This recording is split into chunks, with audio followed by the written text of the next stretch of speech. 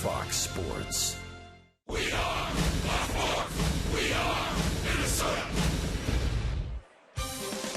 It's a very welcome sight for Twins fans. Scott Diamond returned to the mound today, hoping to revitalize his team's starting staff.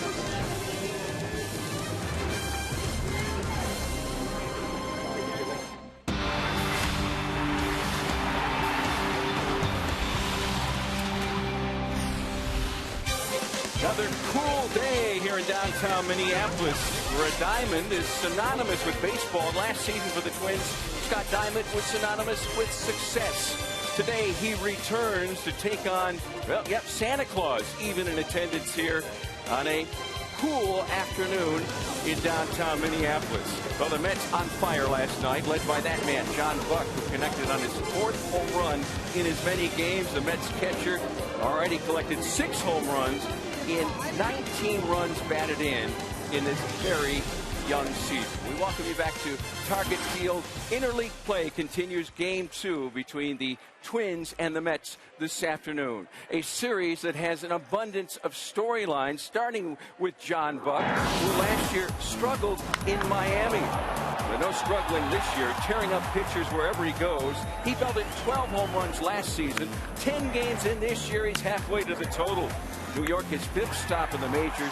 Clearly, he feels at home. For the Twins, Joe Mauer's delivered at least a hit in 7 of the Twins' first 9 games. He went 2 for 3 last night. And while Twins starters have struggled to open the season, their bullpen has done the job for the most part, collectively a 2.10 ERA. Up next, Dick and Bert discuss the timely return of the Twins' best pitcher last season, a diamond in the rough that sparkled most of the year.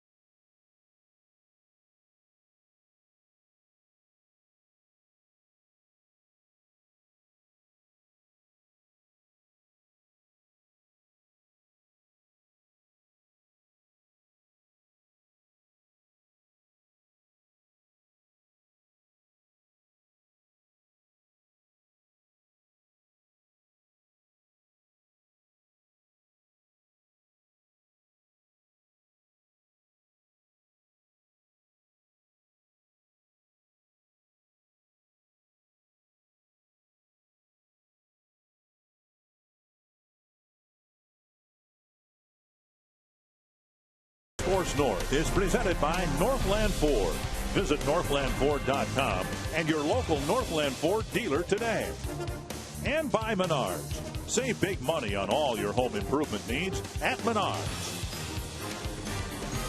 Target Field is surrounded by snow, but the playing field is in great shape, and the Twins and Mets this afternoon will meet in Game 2. Scott Diamond will make his 2013 debut after a bit of an elbow issue taken care of during the offseason.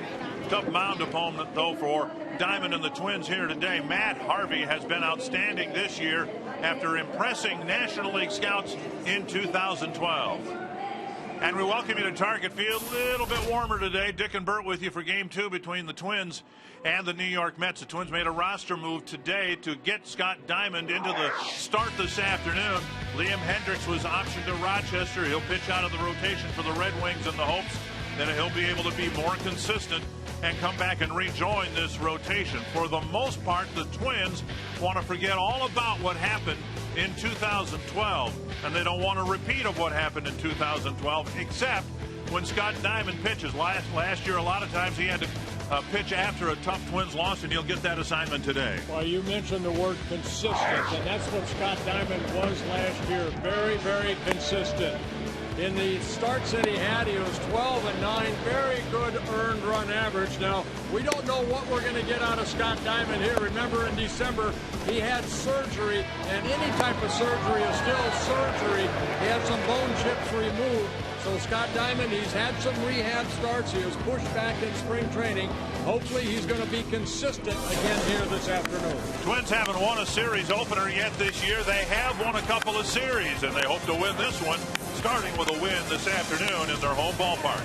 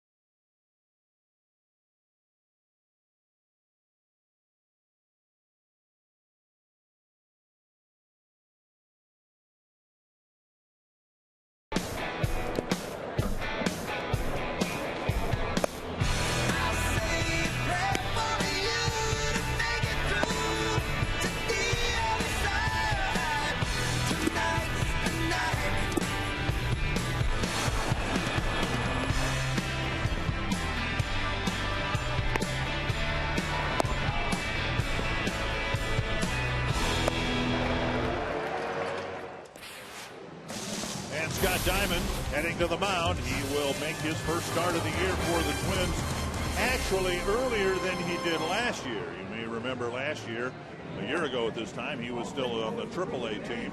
Terry Collins has seen his team bounce back after a couple of losses in Philadelphia. They bombed the Twins last night.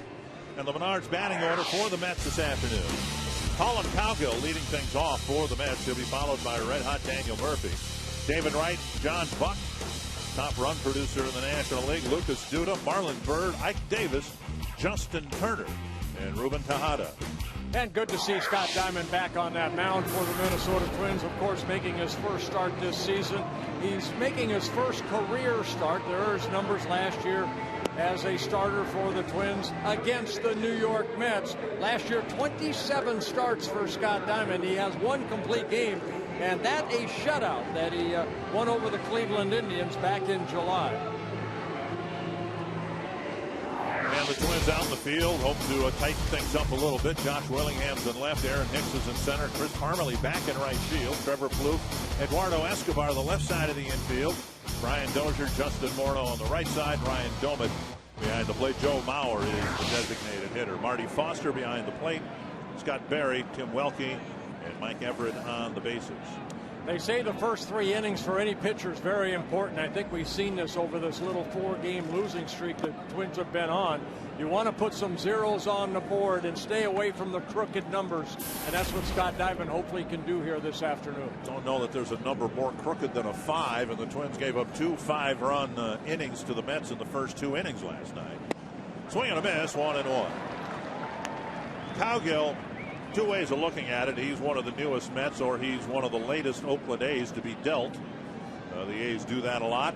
Bring a player up. They have some impact on the A's roster, and they're dealt elsewhere, and that's what happened to Cowgill. Inside, and it's 2-1.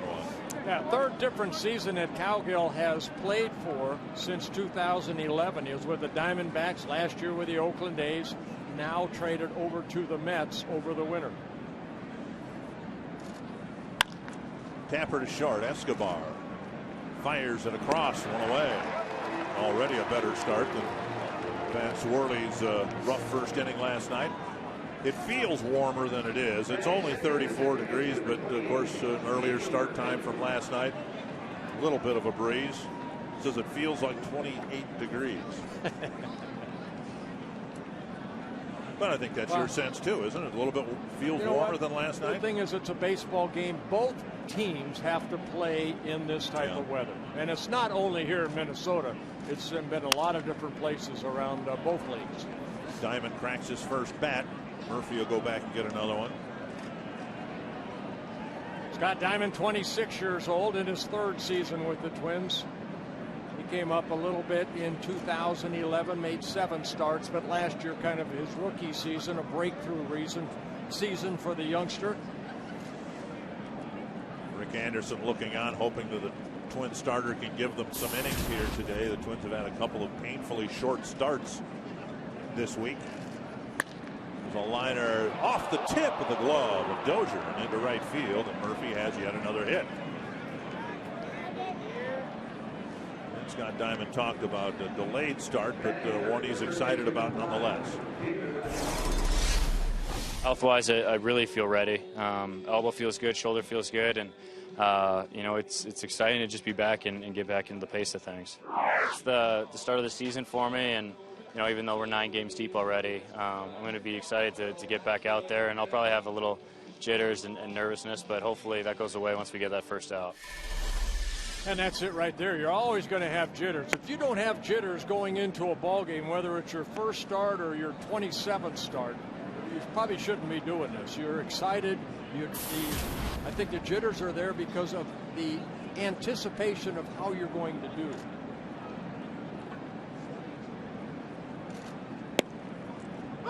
And a strike. But that first one, you know, you always want to get off on the right foot. And that's what Scott Diamond hopefully can do here.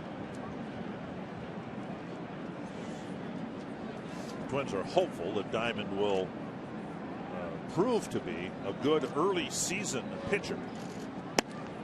Change up over for a strike.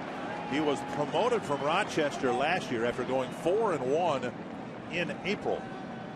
And an ERA at 2.60, and he stepped up to the big leagues and didn't miss a beat. He continued to pitch very well early on in the season. I think the biggest thing we saw, he throws strike stick. Only 31 walks last year in 173 innings. Domit sitting inside.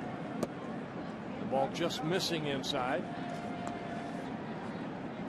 You talk to Joe Mauer, you talk to Ryan Doumit, catchers at the major league level. Anytime you have a pitcher like Diamond, they're easy to catch. Sometimes they say, well, it's like catching sitting in a rocking chair, because as he moves left, he moves right, that ball's usually in that area. Watch Doumit again move inside, and the ball inside, but he misses inside. Not out over the plate, he misses inside.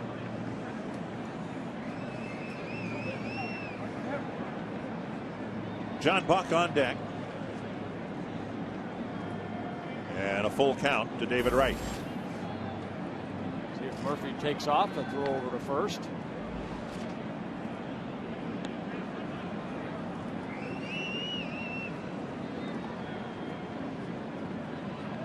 Mentioned last night, David Wright, kind of the face of the franchise for the New York Mets in his 10th season.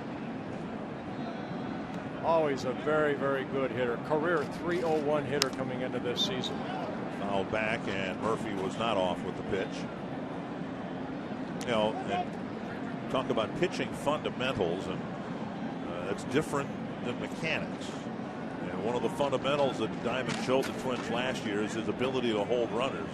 And I think that, as much as anything else, is why Murphy didn't take off there. We saw a little bit from Pedro Hernandez yesterday. You know, left-handers have the advantage. They can kind of bring their right knee up and just pause just a second, and that right there, that runner just doesn't know. And a strikeout of Wright for out number 2. Then the advantage, too, a left-hander can raise his leg and look at the runner and then pick up his target late. Exactly. And a good fastball right there. Good location. Down in the strike zone. And Wright swings through it. So Diamond picks up his first strikeout. John Buck, the batter, busted the game open with a grand slam in last night's game in the 2nd inning. He was the first man Pedro Hernandez faced. Tough situation to bring Hernandez. And with the bases loaded, nobody out, Buck hit the grand slam, his 4th home run in as many games. Well, he himself said, you know, he had a miserable year last year with the now Miami Marlins, where he played in 106 games, but hit only 192. Hit 12 home runs. He's already halfway there. And this is their 10th game of the season. Excuse me, 11th. 2-0.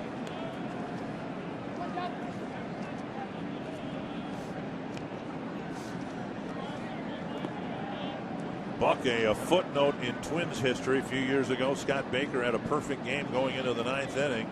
Buck then with the Kansas City Royals drew a leadoff walk that broke up the perfect game, and Mike Sweeney got a hit. Swing and a miss, and it's 2-1.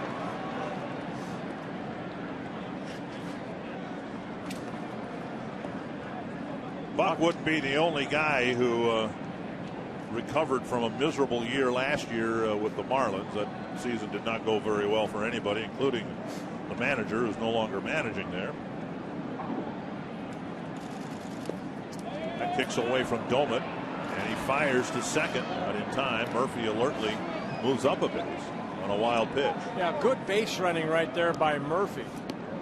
Because once he saw that ball short hop Doumit, he took off. And he gets in the scoring position. So a wild pitch will be charged to Scott Diamond. Now, he had 10 wild pitches last year. You see the ball land in front of Doumit. Well, Ryan probably would say, you know, I should have blocked that to where the ball hit in front of me. Instead, it carried to his right. Does open up first base now with Buck, a dangerous hitter and a hot hitter at the plate. We'll see what Diamond does here on 3-1.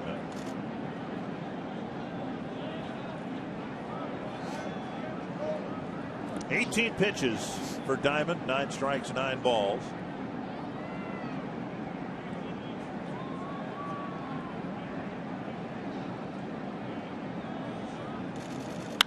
Fly ball right field. Parmalee over a few steps. And a scoreless first inning. It's Scott Diamond's first inning of the year.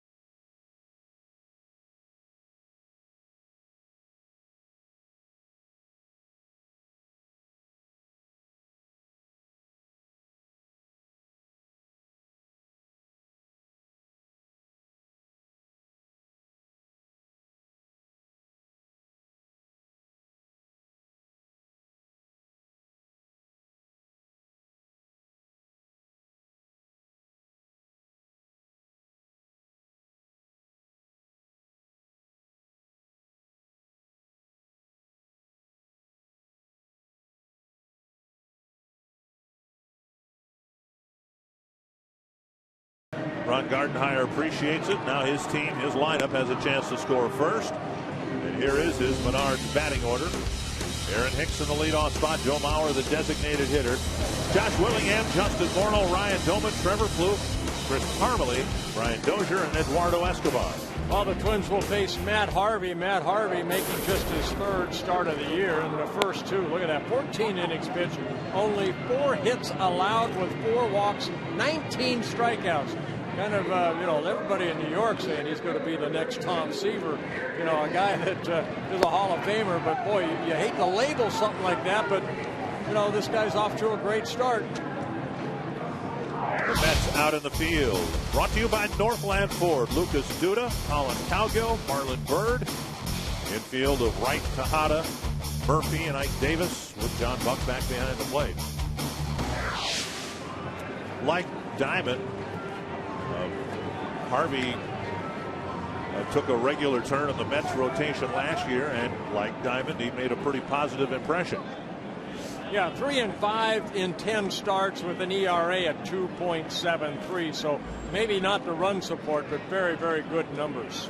Here's Aaron Hicks, hitless in the ball game last night. Reached a couple of times, scored a couple of runs. There's a bunt up the line, foul. I think that's the first time we've seen now in 11 ball games that Aaron Hicks has actually made contact with a bunt. Trying to bunt for a base hit. Wright playing in on the grass. Hicks trying to hit it in front of Wright and utilize his speed. The ball goes foul. Question for Ron Coomer perhaps to address why Wright would play there. He's more toward the middle of the infield. And Hicks, if he had dropped the ball down the line, that would have increased the angle, I guess, that Wright would have had to field the ball, throw across his body. So you don't see third basemen typically play that far to the middle of the infield. I know it's a youngster Hicks, but right now the scouting report for the Mets right now is play him off the line. He doesn't, hit any balls down that third baseline. 2 strikes to Hicks, and high and tight, 1-2. Fastball at 93. Harvey has that fastball. He's got a curveball, slider, and a changeup. 24 years old, the Mets' #1 pick out of the University of North Carolina back in 2010. 7th pick overall in that draft. There's the curveball just missing. 2-2. Hitless last night. Would you agree with the assessment that Hicks had better at bats last night? A little more relaxed at bats for him. You know, he's hit some fly ball outs, but it's still a work in progress. And a called third strike. A fastball at 95 over the inside edge. Well, Matt Harvey, he's picked up some strikeouts now. 20 strikeouts in 14 1/3 innings. Yeah, with very good numbers. Only 1 earned run allowed in the 14 innings. And the assortment of pitches, you saw the hard slider right there. Talking to Keith Hernandez, the analyst for the New York Mets, saying this guy is all business. Very quiet young man, but goes about his business the right way. 1 strike to Mauer. Good night at the plate for last night's catcher, today's designated hitter. Up and away, 1-1. Mauer's average up over 300.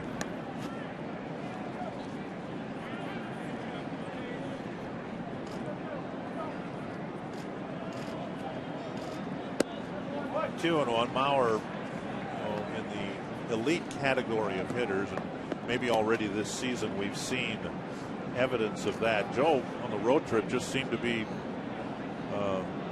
off his game. His swing wasn't quite right. We saw a lot of swings and misses. Then he comes back, has a good night at the plate last night. Popped up behind third, and Duda near the line makes the catch. But if that was a slump that we saw by Joe Mauer, it lasted just a couple of games. The really good hitters, even when they slump, it doesn't last very long. No, it does not. That's why Joe's a career .323 hitter coming into this season. His 10th with the Twins, 3-time batting champ. So now the first right-handed batter that Harvey will face here today, and it's Josh Willingham. couple of home runs for Willingham. A near home run last night. He hit one to one of the deepest parts of the park. Mid-90s fastball stuck on the outside corner. Willingham with a deep fly to right center field last night.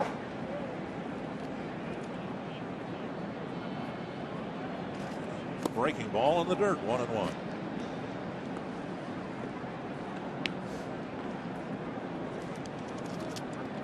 Harvey making just his 13th major league start.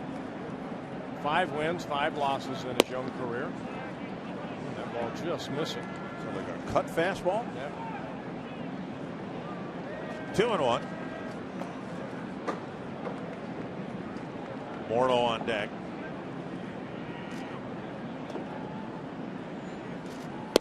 Three and 1. First time through the Mets rotation, they got 5 quality starts. They had some problems through the back end of their rotation in Philadelphia. Chopper left side.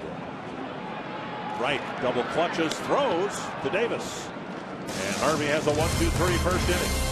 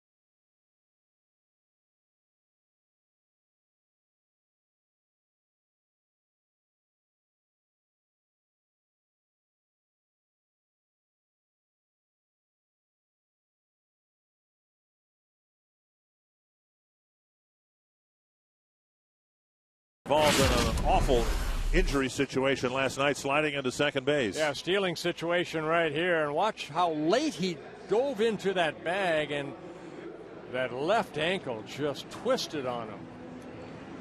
It does not look good with a Toronto Blue Jays shortstop. Oh, boy.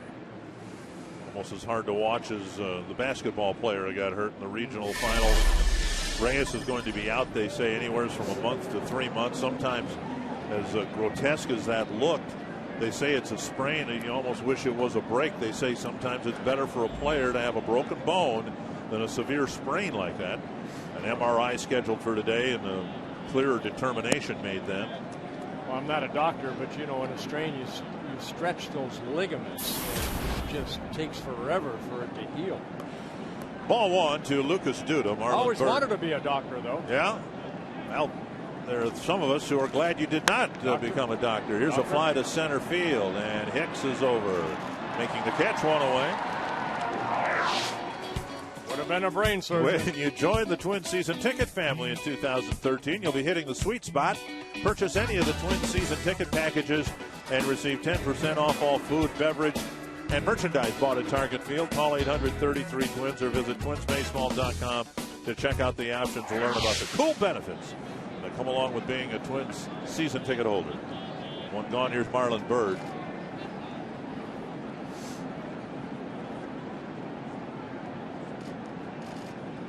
And Bird takes strike 1. Yeah, some newcomers to the Mets offense this year. We showed you a Cowgill who led off the ball game, Myron Bird.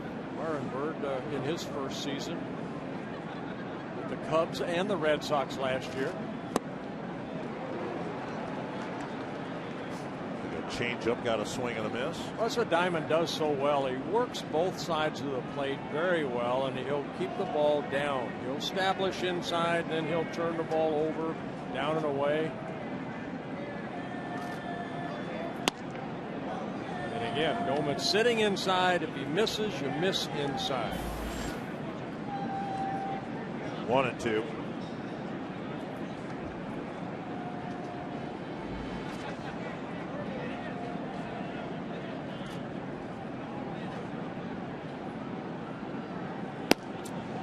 Ron Gardenhire asked about Diamond the other day. He said as soon as they came over, as soon as they got their first look at him after the Rule 5 draft, immediately they thought they were looking at the reincarnation of Tom Glavine.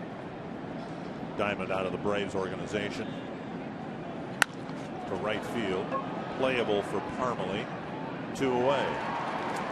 They say Hollywood is filled with sharks, and so is the final table at the WPT Grand Prix de Paris, presented by ClubWPT.com, where LA producer Matt Salzberg is putting his game to the test against some of the toughest pros on the World Poker Tour. Tune in tomorrow to see if the amateur has what it takes to win or if he's just a fish out of water. And you might be able to tell I did not write that promo. How can you not tune in? Just off the outside corner, ball 1.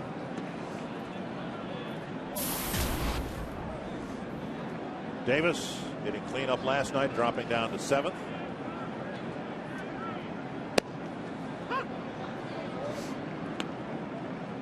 Davis struggling a little bit at the plate. Left-handed starter. Davis moves down in the batting order.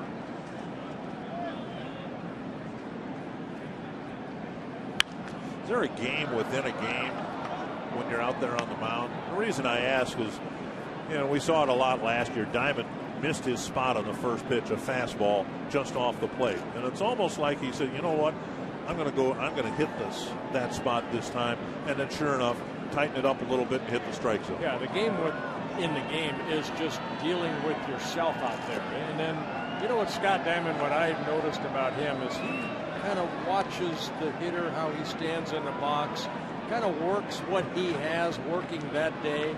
You know, a lot of times I know, you know, you watch Diamond, and if he misses inside like you're talking about, Dick, he almost wants Doman to say, okay, give it to me again because I'm going to get it inside. And he does.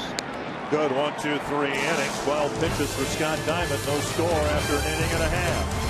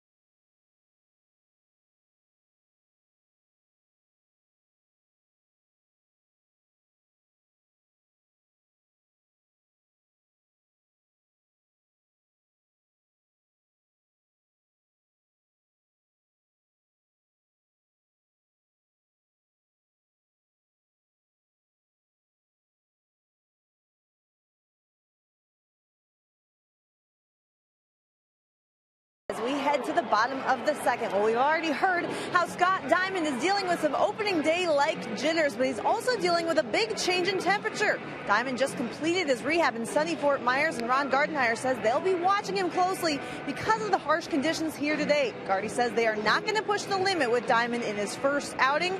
Dick and Bert, so far, so good. Well, thank you, Jamie. He's from Canada. He should be just fine. Don't you think? Yeah. Somewhere, I'm sure he pitched on a day like today. Breaking ball over. Strike one to Morneau. Will be followed by Doman and Plouffe. Justin, great at-bats yesterday. Couple hits. I thought yesterday's at-bats were the best that we saw Justin swing so far as making contact. 1-1. I asked him today, there's a called strike, how important it is for him to be the first baseman every day. And that's what he's been for the Twins. He goes, really important. He just never really adjusted to spending as much time as he did last year in the DH role. He says, now occasionally as we move along here, that'll be fine. But on an every other day basis, he says he just never really felt comfortable with it. Yeah, there are a lot of guys that just don't like to be the DH. Actually, Jamie did a little interview with Ryan Doman in the pregame, and that's what Ryan Doman was talking about. He's excited to catch here today because the DH role is something that he's not really used to yet. As Justin related last year, you know, when the team is struggling on the field and you might be struggling at the plate, when you're DHing, it just, you can't do anything to help the team. If you're not swinging the bat well, you can't do anything in the field. High fastball and swing and a miss. Second strikeout for Harvey. And Doman will come to the plate. You can be a part of our broadcast. Vote for who you think is the Arby's value player of the game. Text value, a space, and the player's last name to 234-234. Let us know who you think had the most value in today's game. We'll tell you the winner on our postgame show. You know, Dick, the designated hitter rule was put in 1973, and Tony Oliva, of course, with his bad knees, he accepted that role. And, you know, Tony loved to hit, and he's a great hitter. Hopefully one day a future Hall of Famer. But you know, there are certain guys that do not like the designated hitter rule. We just came from Kansas City. Billy Butler has accepted that role. Right. Edgar Martinez with Seattle, a great DH. Harold Baines, great designated hitter. David Ortiz, they've all accepted the role. Some players like it, some players do not want it. 3-0, and Justin related, Jason Kubel didn't like the DH rule. One of the reasons he signed with a National League team is he wanted to play out in the field, but then Jason's numbers were always really pretty good as a designated hitter. Even though he didn't like it, he was able to adapt to it. Right. High and tight in a 4-pitch walk makes Doman the first Twins base runner. And that'll bring up Trevor Plouffe.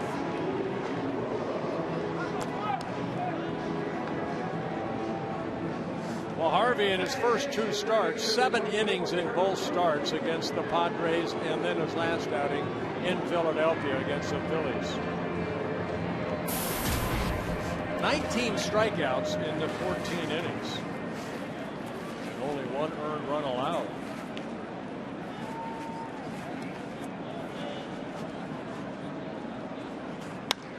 Lifted to right. Right at Marlon Byrd. And Plouffe is retired on 1 pitch. We'll bring up Parmalee.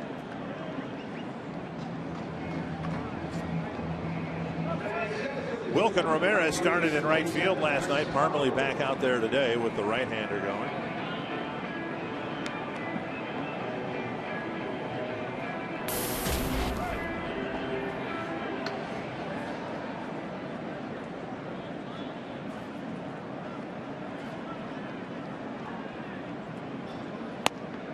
Strike on the outside corner.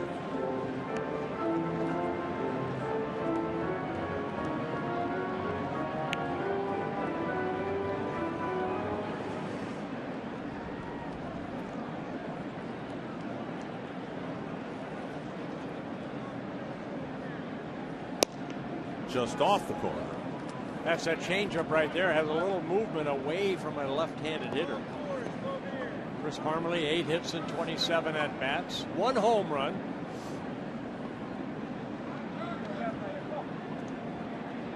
He's picked up 5 RBIs so far. Popped up wide of third, right chasing it. And he has room to make the catch on the warning track. So the Twins get a walk. They leave Dolman at first. No score here at Target Field after 2.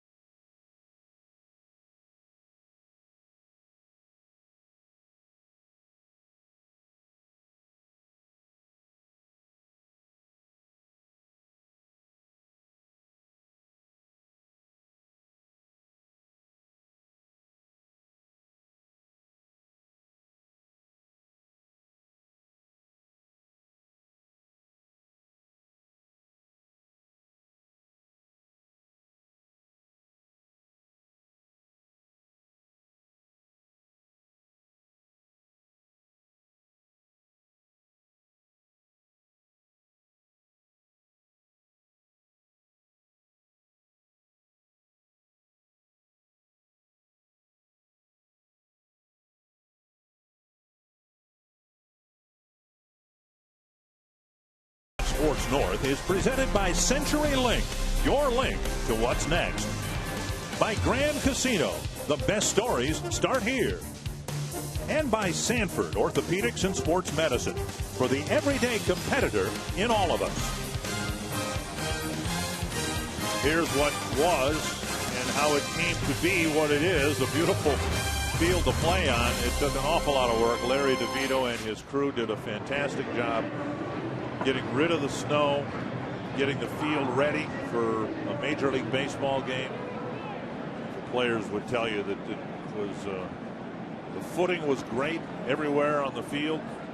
Bitterly cold temperatures, but in terms of a playing service, it's almost like the middle of July. Yeah, it was cold last night. Still 23,000 plus were out here to watch the Twins play. Pitch up to Justin Turner, then Ruben Tejada and Colin Cowgill will hit. And that over. And again, when Diamond was with the Twins last year, we saw that rarely did he follow one ball with another one. If he misses on the first pitch, generally the second one is a strike. To the right field corner, chased by Parmalee. Off the wall. Turner trying for two. Parmalee's throw. And the relay not in time, so it's a leadoff double here in the third. Well, Justin Turner in his 4th season with the Mets came up with the Orioles in 2009. Just took a pitch out over the plate and went with it. Parmalee goes back. Has to play it off the wall.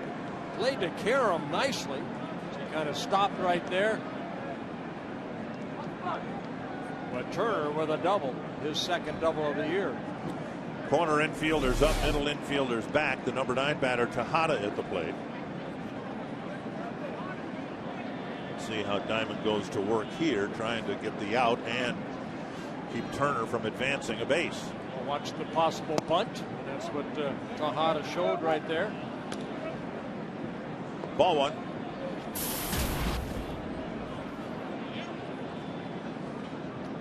Tejada, a couple hits in last night's ball game. Scored a run.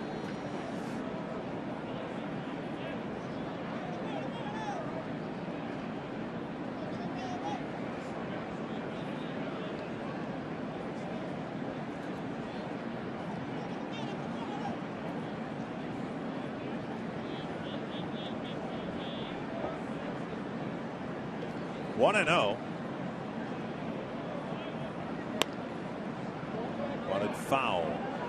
1-1.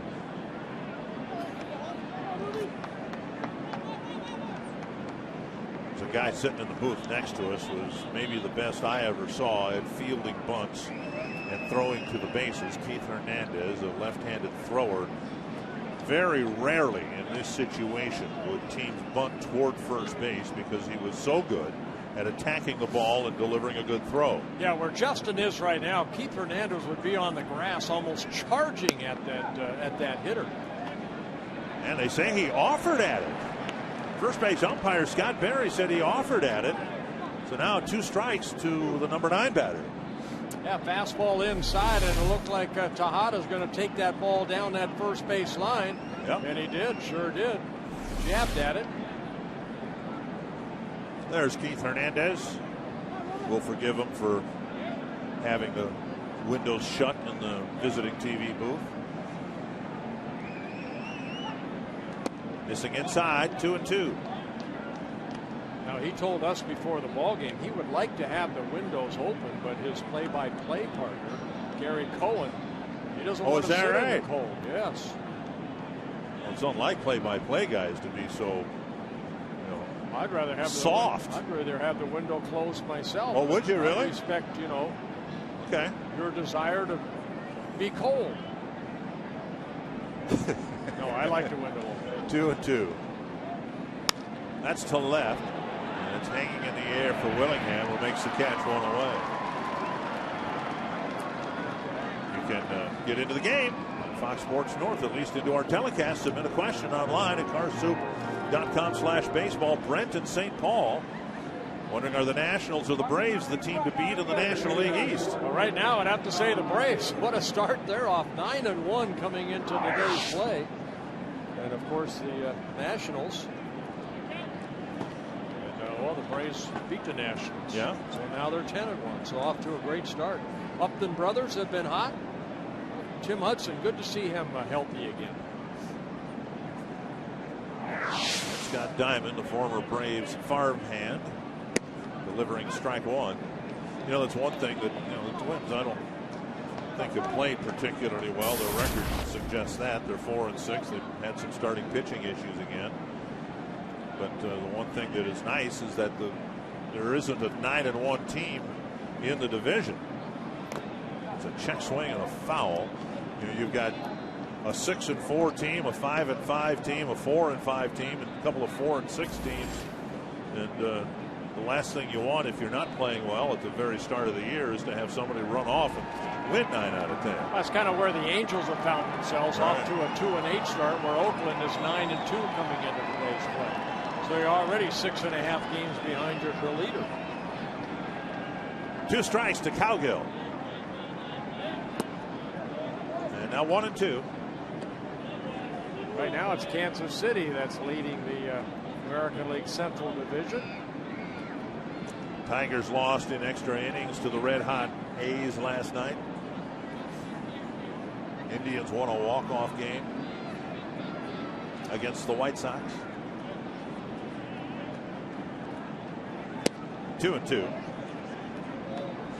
Now, of course, none of that matters if you don't start playing better baseball, but the biggest issue the Twins have had, Diamond hopes to at least partially resolve that by stabilizing the rotation a little bit. Just getting, being consistent. Starters right now for the Twins are 1-5 combined with an ERA over 6.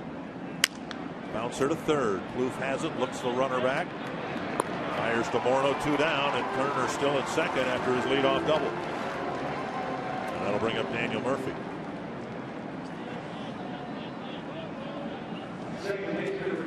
So many little things come into a team winning a ball game, and that at bat by Tejada, not able to lay down the ball, right there puts more pressure on Cowgill. He ends up grounding out. Now that puts more pressure on Daniel Murphy to get that big 2-out hit.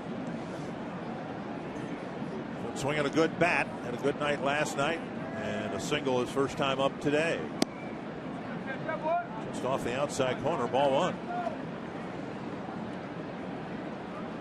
Murphy coming off a very solid year last year with the Mets, where he hit .291 in 156 games.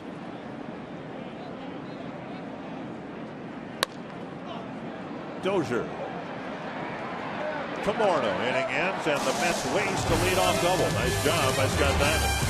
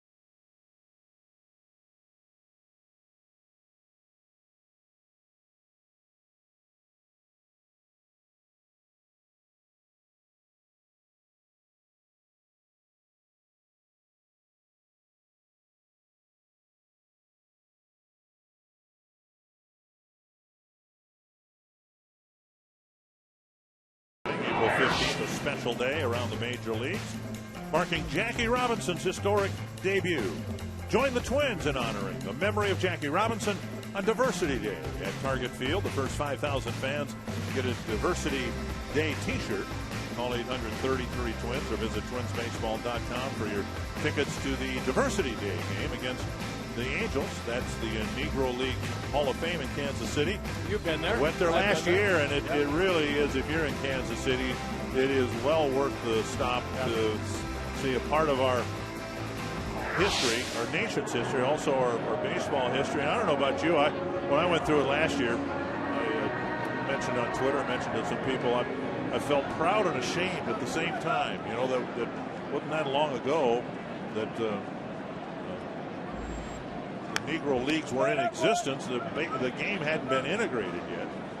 And it was a pretty unique time, to say the least, in our game's history.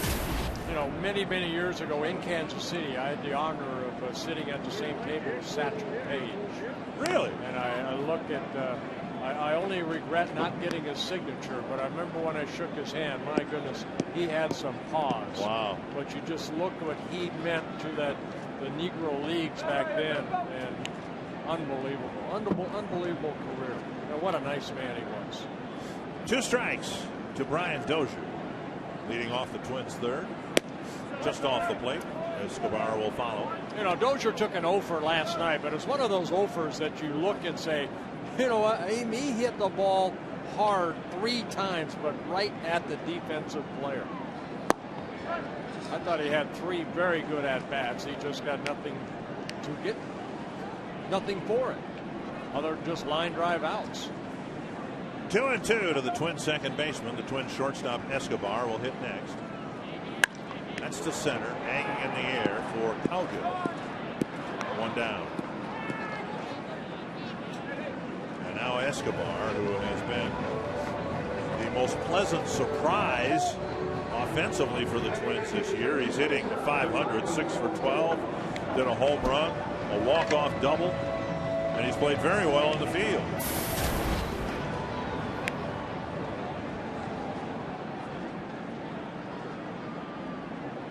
Playing in place of Pedro Florimon today.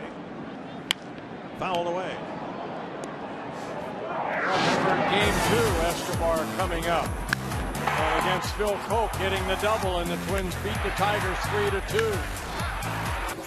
Getting some base hits here or there, and then the home run he hit in Kansas City, just taking the ball the other way. 2 strikes to Escobar. And that being his first major league home run.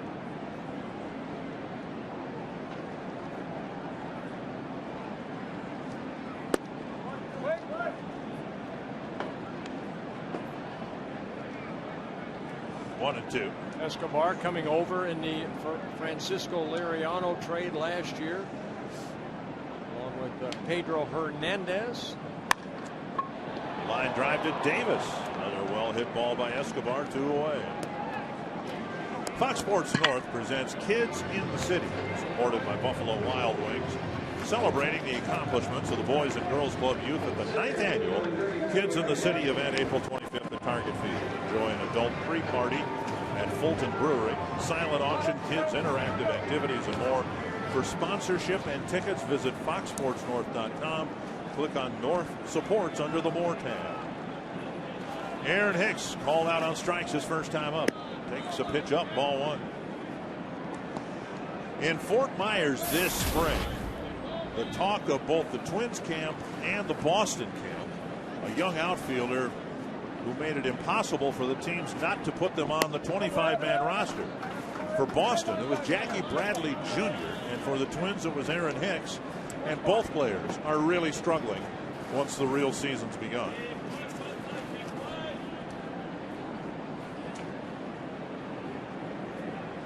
Two and 0 to Hicks.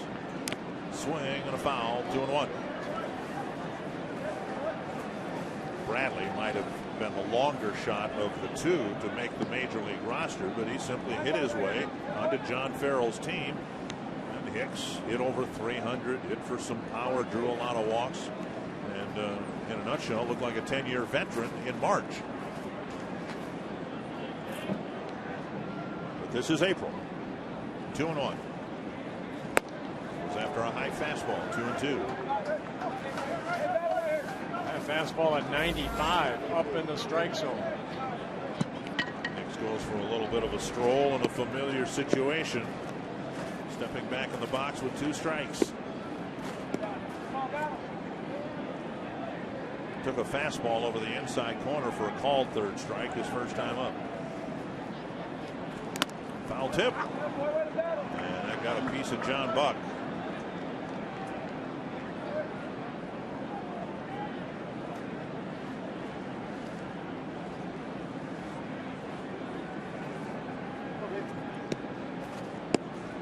See the helmet of John Buck. Good article in the New York paper about that helmet.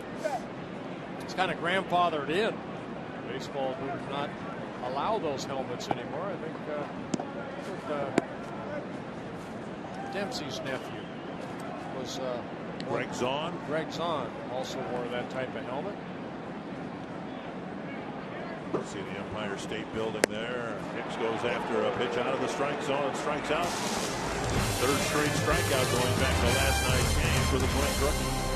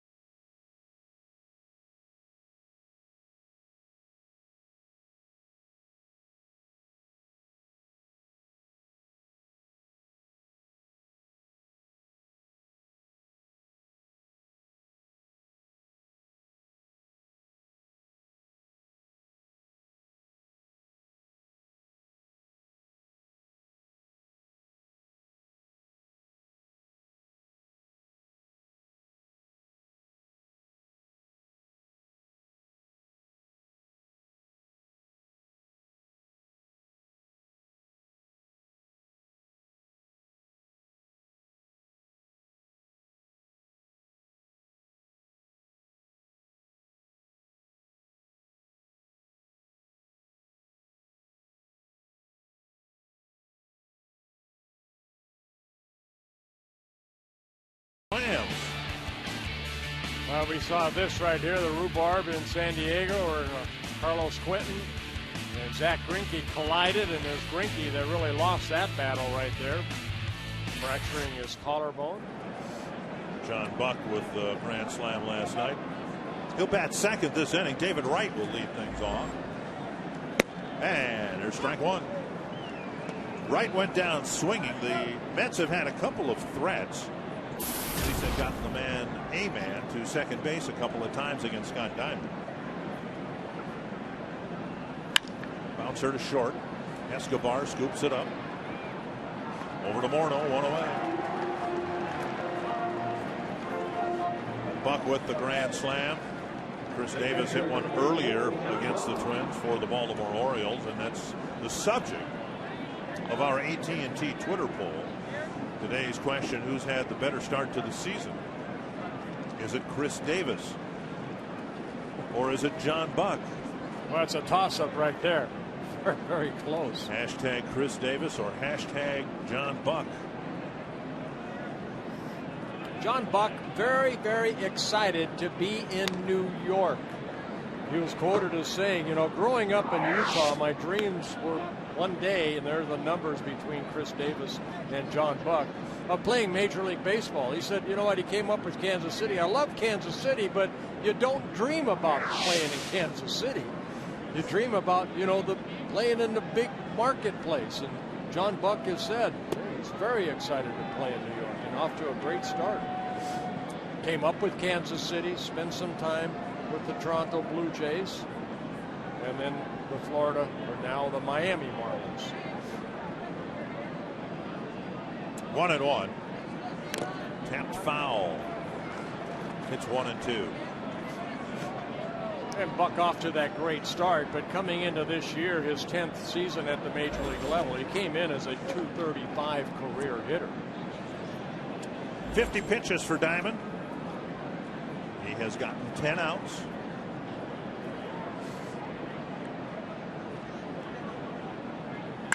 That's to center, and Hicks makes the catch out, number 2. Pretty well hit ball for the second out.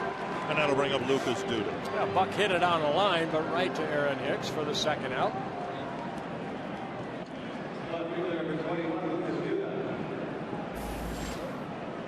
I think what we've seen so far out of the staff, Dick, over the first 10 ball games, now into the 11th game, and Diamond out there, it's a pitching staff that doesn't strike out a lot of batters. You know, we saw, you know, about some games where the high pitch count because hitters foul off. Right now, first 10 games, staff averaging, just the starting staff, 3.5 strikeouts per 9 innings. Now, they've done a great job of walks. They've just given up more than 2 walks per 9 innings. Only allowed 2 home runs as a starting staff, but too many hits. 69 hits in 48 innings pitched for the staff, and that high 6.15 ERA. Rick Anderson wanted that pitch called a strike. So did Scott Diamond, just off the corner. 2-0 to Lucas Duda. And on the ground, right at Dozier. A 9-pitch, 1, 2, 3, 4th inning. 4 shutout innings for Scott Diamond.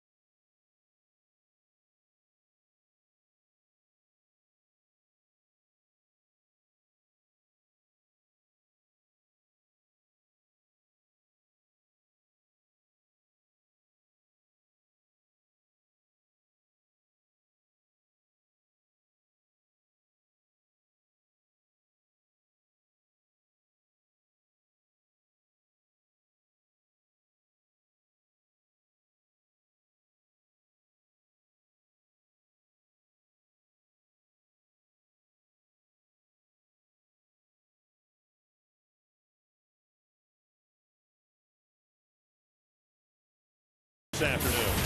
Well, Scott Diamond's only allowed 2 hits. He's thrown only 54 pitches in 4 shutout innings. And on the Mets side, Matt Harvey, 3 shutout innings. Twins still looking for that first hit. A walk with 3 strikeouts for young 24-year-old Matt Harvey. And Harvey will face Mauer, Willingham, and Morneau here in the Twins' 4th inning. People bundled up, but hey, we're Minnesotans. We can deal with this eventually it'll warm up. Now, looking at the extended forecast, the high temperature isn't supposed to get more than 44 degrees for the rest of this homestand. But as long as there isn't precipitation, and there is some in the forecast tomorrow, Twins and their fans will be glad to ride this out. Strike 1 to Mauer. Well, like Gardy said in his postgame last night, you know, the Mets had no trouble playing in cold weather. Seemed to make pretty good contact. Yes. Swinging the bats. Down and in. And it's 1-1. All right, now Harvey has already been compared to Tom Seaver. And when I think of Seaver, I think of the classic Met drop and drive is what they call the pitching style. Right. What is that? Well, you really kind of, when you almost bend your right knee as you get into that pitching position of that balance point. And he doesn't drive, he doesn't get as low as Tom Seaver. Tom Seaver used to have almost a pad on his left leg because he drove so low. I think what I've seen of Harvey, he's more upright a little bit, but he does drive very well off of that pitching rubber. Getting to the balance point, utilizing the leg strength that it looks like he has, so big legs, and then getting to that balance point and then exploding off of that rubber. Right there. Popped up to left. It's the shortstop Tejada with the catch, 1 away. Let's break down Harvey's delivery. Now he works off of the first base side of the pitching rubber, but once he gets to that balance point, now he explodes toward home plate, and you can see the drive off of that right foot off of that pitching rubber. He's not as low as Tom Seaver. Tom Seaver used to be really low when he drove toward home plate. Seaver was basically hard fastball and then a nasty slider. Here's Willingham. Twins need to break the ice with a hit here. And Willingham takes up high, ball 1. I've talked about this before.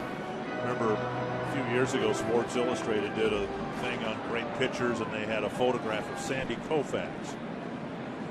And the still frame photograph had Koufax, and it looked like his back pocket of his uniform pants were about 4 inches off the ground. That's how low he was, how long his stride was. Yes. So would you call him a drop and drive type of? It's hard back then because the mound was 15 inches high, and they had no, as far as the, you know, where your landing foot lands, there was no degree. Now there's a degree of what that mound has to be, and you can only, back then it was a pyramid of a mound that Sandy Koufax used to pitch off. And a 4-pitch walk to Willingham. Morneau will hit. Second walk issued by Harvey, and both have been on 4 pitches. Morneau struck out on a high fastball his first time up. I think you become that type of pitcher because of the long stride that Koufax had. Right. There's no way you can get way out there and still stay on top of the baseball, even though Koufax, his arm already had committed before he went and did that long drive because his arm was on top. More of a straight over the top type curveball. Could be a double play ball. And Morneau on 1 pitch hits into a 4-6-3. 4 shutout, no hit innings for Matt Harvey as we move to the 5th.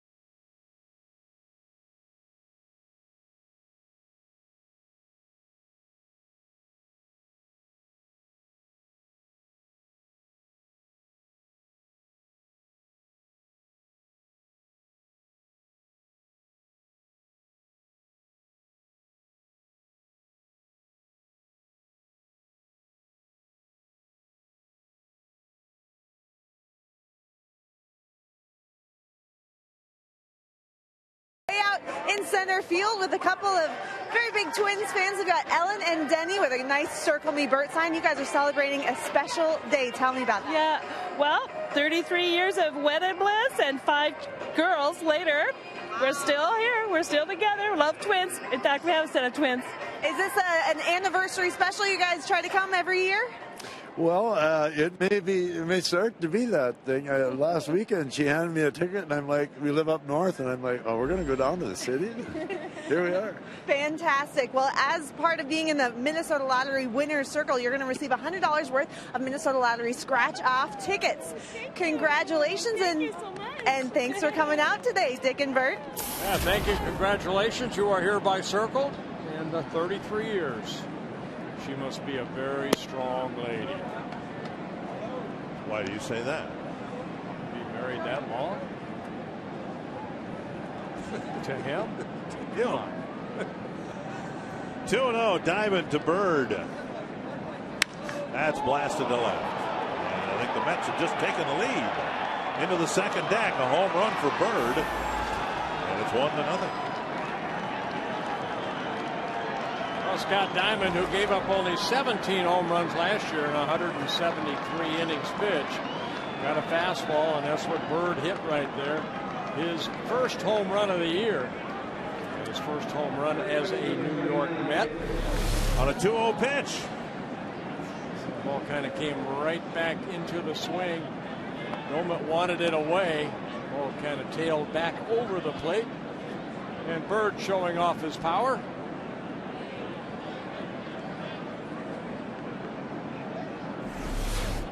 Mike Davis takes ball one. It's only the third home run that the starting staff has allowed on the year. Swing and a miss, 1-1.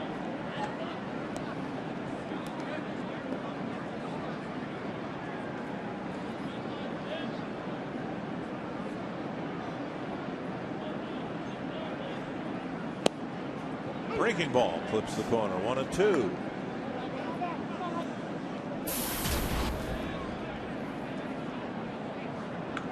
Three hits in the game, all going to the Mets, including the home run to give them a 1-0 lead.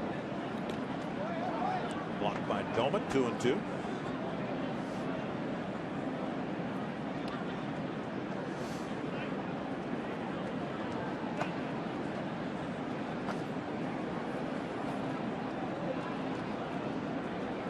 Scott Diamond making his 35th Major League start, 13 Major League wins, 14 losses. Deep to the left field corner and foul. Nice catch down the line.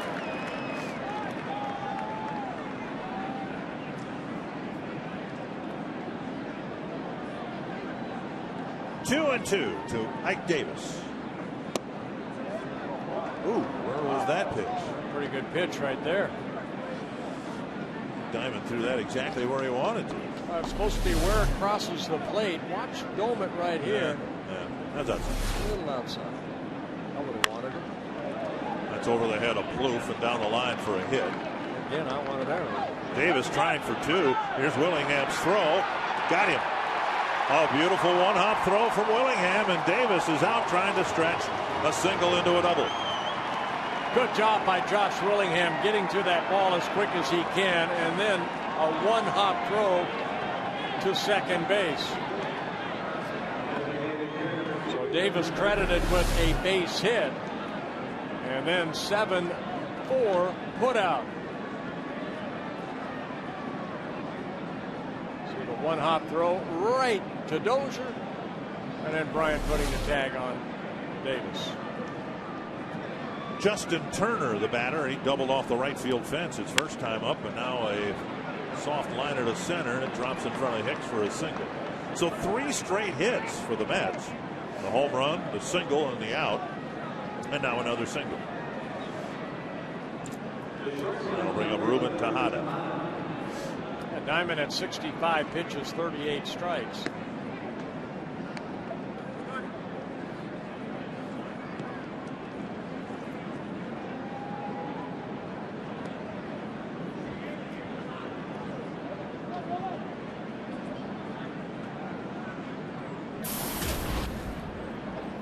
Tejada with a fly to left after 2 failed bunt attempts.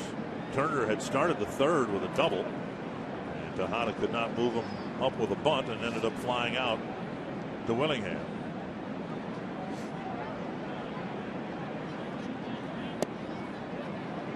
Diamond again, this time to a right-handed batter, missing that edge of the plate. Last time Scott Diamond was in a ball game, you have to go back to last Sunday, so it's been a week between starts. He pitched for the Miracle, who are off to a great start, 8-0 on the year. A single A affiliate for the Twins down in Fort Myers, but he pitched 5 innings through 82 pitches. Doug Minkiewicz, manager of the year. Yes. His first year managing. He's off. You know what, though? He's got some great talent to work with down there. Eddie Rosario, Miguel Sano, a couple of guys who were in Beloit last year in low A ball. They should score a lot of runs down there with those 2 bats in the lineup. Tom Stoofbergen, that Dutchman, off to a good start. 2-1.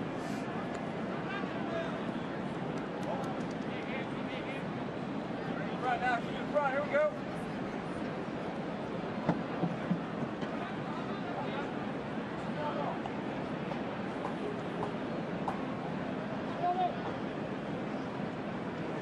Two and 1, Diamond to Tejada.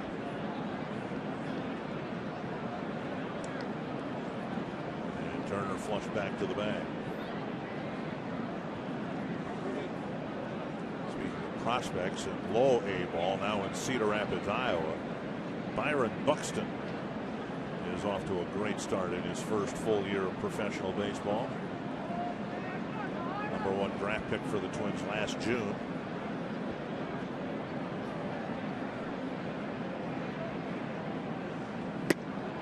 Strike called, 2-2. Buxton, after he signed last year, came here to Target Field to take some batting practice with the Major League club. And kid's 18 years old, and all the nerves associated with that. Buxton hit one into the Twins bullpen, the back bullpen in left center field for an 18-year-old high school kid with a wooden bat in his hands. That was pretty impressive. 2-2. That's past Plouffe down the line. 4th straight hit for the Mets. Turner to third, and it'll be a double for the #9 batter. And the Mets came into this inning with just 2 hits, and they've strung 4 together here in the 5th inning. Yeah, Tejada, that breaking ball kind of went right back into a swing down and in, and Tejada opened up and hit that ball between Plouffe and that third base bag. His 4th double of the year. Ball down, and a little bit of a breaking ball, but Tejada getting the barrel of the bat out quickly, hitting it into the corner. Twins bring the infield in here, down a run. 2nd and 3rd, only 1 out. Cowgill at the plate. He's hit 2 ground balls to the left side, 1 to Plouffe and 1 to Escobar.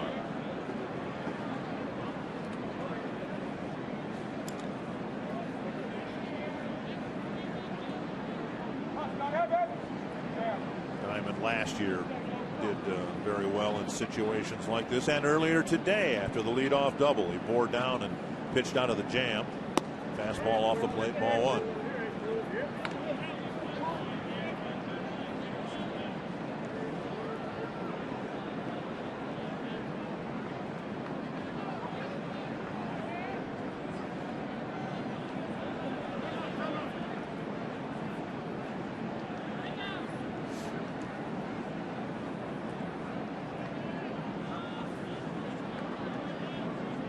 Have just taken a 1-0 lead. Now they're threatening to put another crooked number up on the board.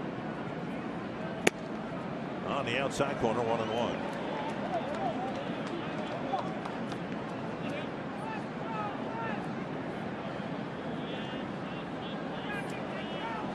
And Doman will go to the mound. Dozier will come in from second base. Josh Renicky warming up.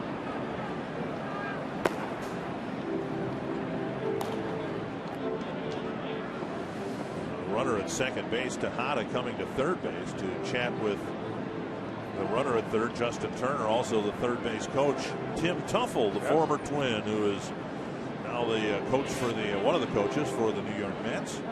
Tough, a teammate of mine back in 85, but he was with the Twins from 83 to 85.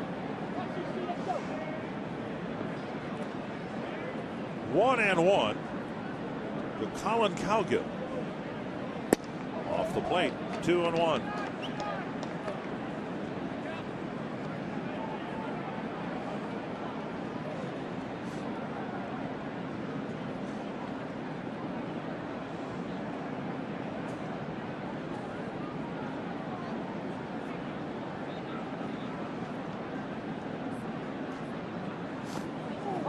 That got enough of Doman to stay around home plate. 3-1. First base open, and a left-handed batter, Daniel Murphy, on deck.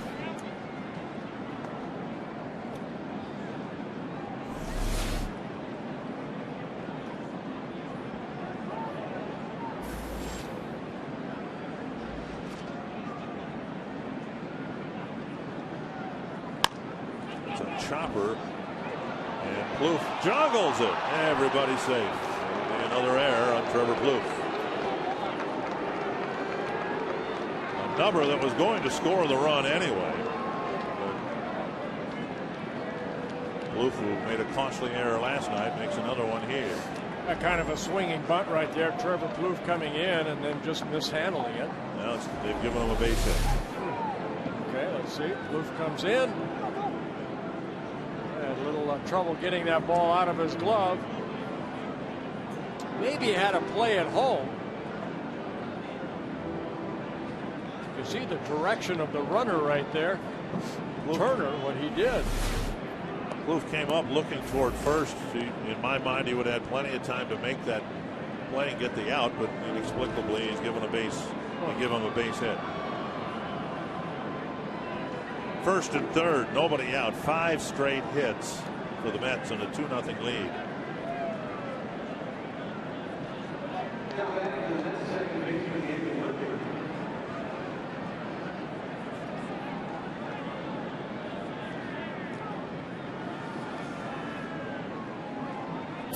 So 1 down in this inning, which is starting to unravel a little bit for the Twins. The only out recorded when Davis tried to stretch a single into a double.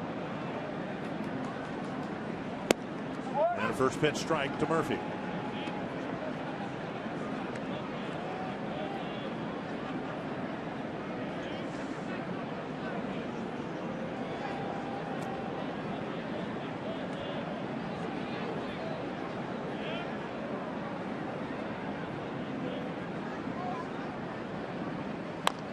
Chop foul. 2 strikes. 1 strikeout for Diamond. That was way back in the first inning. He got right to chase a fastball. And he'll try to get Murphy here. See if they get a ground ball right here. Maybe Twins turn a double play.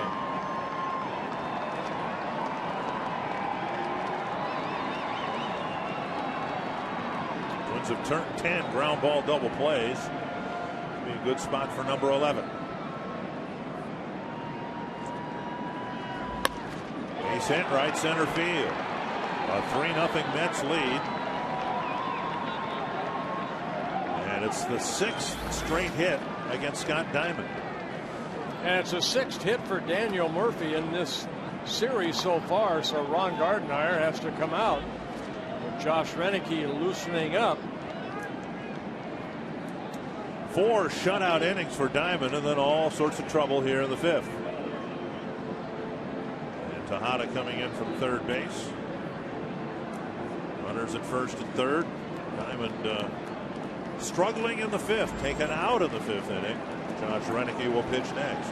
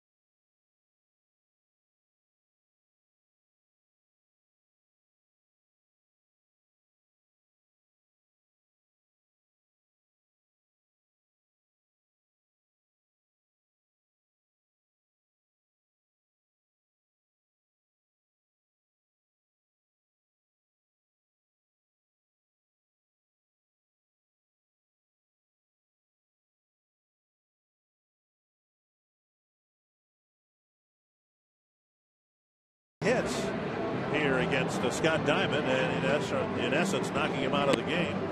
Take a look at a Pepsi fan of the game, the hoodie up, the blanket wrapped around him, hoping the Twins can get off the field here and then come back and win the ball game.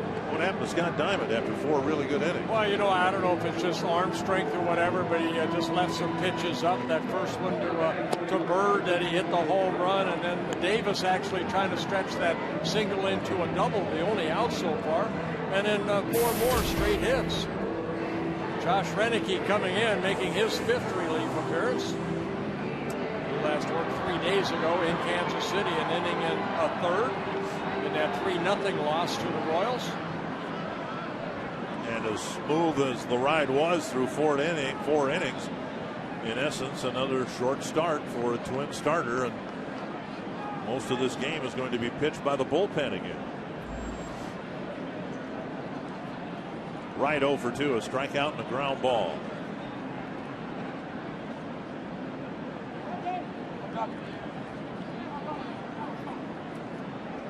This game doesn't go extra innings. 4 2/3 innings of this game will have to be pitched by relief pitchers, and 4 1/3 innings by the starting pitcher. That's not how it was drawn up.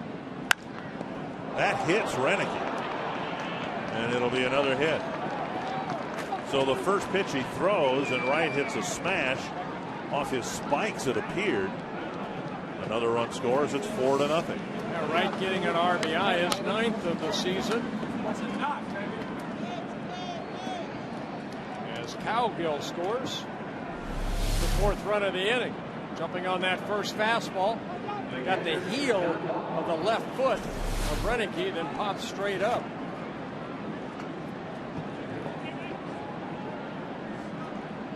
So the Mets had 2 5-run innings and a 4-run inning last night. And here in the 5th inning, so far, 4 runs have scored.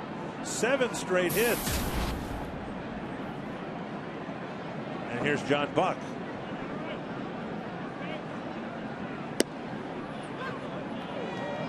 Breaking ball for strike 1.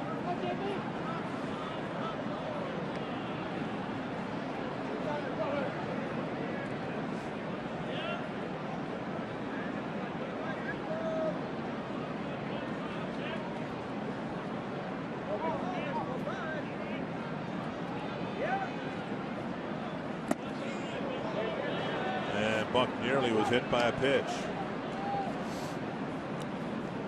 Always a concern if your starters don't go deep, how much pressure you put on that bullpen early in the season and throughout the season.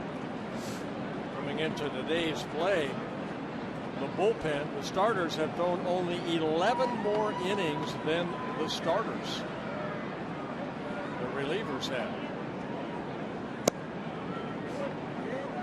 Starters coming in today's play 48 1/3 innings. Relievers have thrown 37 2/3 innings. I think that adds up to about a 5-inning to 4-inning ratio, right, which you got Kevin Correa, who's gone 6 and 7 in his 2 starts. 2 and 1. And a little dribbler, and Escobar bare hands it, fires, and makes a nice play for out number 2. In the last 6 games, we talked about the Mets first time through the rotation. They had a quality start in all 5 games, and the Twins had something similar the first time through the rotation, but since then it's been a little lopsided. That's why in today's game you get your starter 6-7 innings and put so much pressure off of that bullpen. But, these guys have been used a lot already. The 9th batter this inning, Lucas Duda. Mets had a couple of bat around innings at the outset last night in the 1st and 2nd innings. Off the plate, ball 1.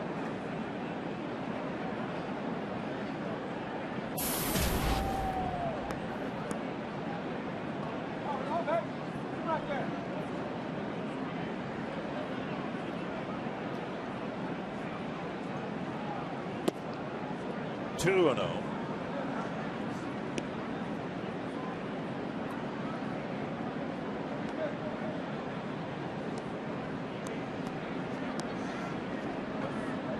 Murphy at third.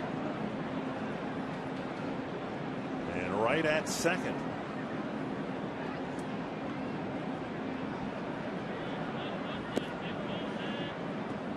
Three and 0. Bird, who started the inning with a solo home run, is on deck.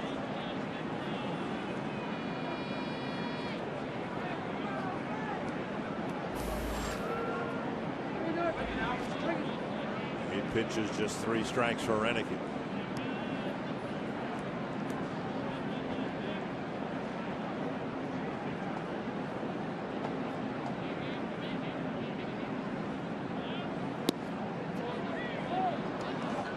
Ball 4, and due to walks.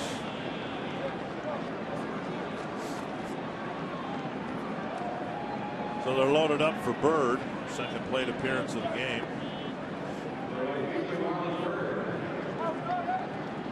Yeah, Bird started this inning off of Scott Diamond on that fastball, hit his first home run as a Met, his 83rd career home run. Obviously, the Twins haven't fared too well when the other guys fill the bases this year. Already given up a couple of grand slams, and Renick will hope to get the Twins off the field here. There's a breaking ball over and strike 1. 4 on the board. Have to get this guy out right here.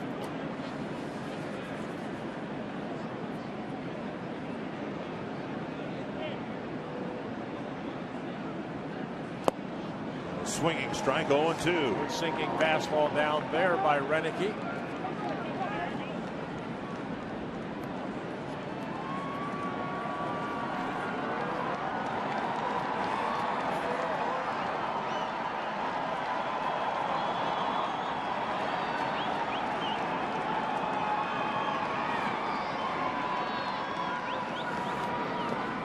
Smothered by Doman, 1-2.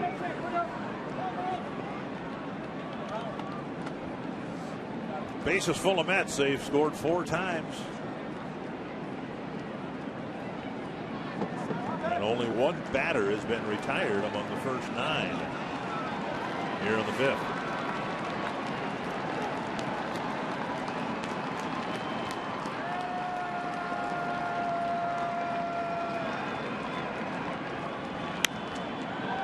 Foul ball sailing back into the seats.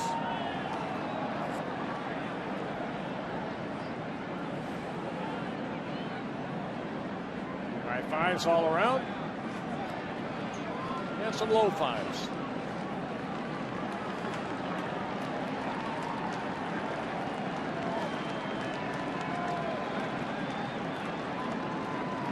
This will be the 14th pitch for Renick.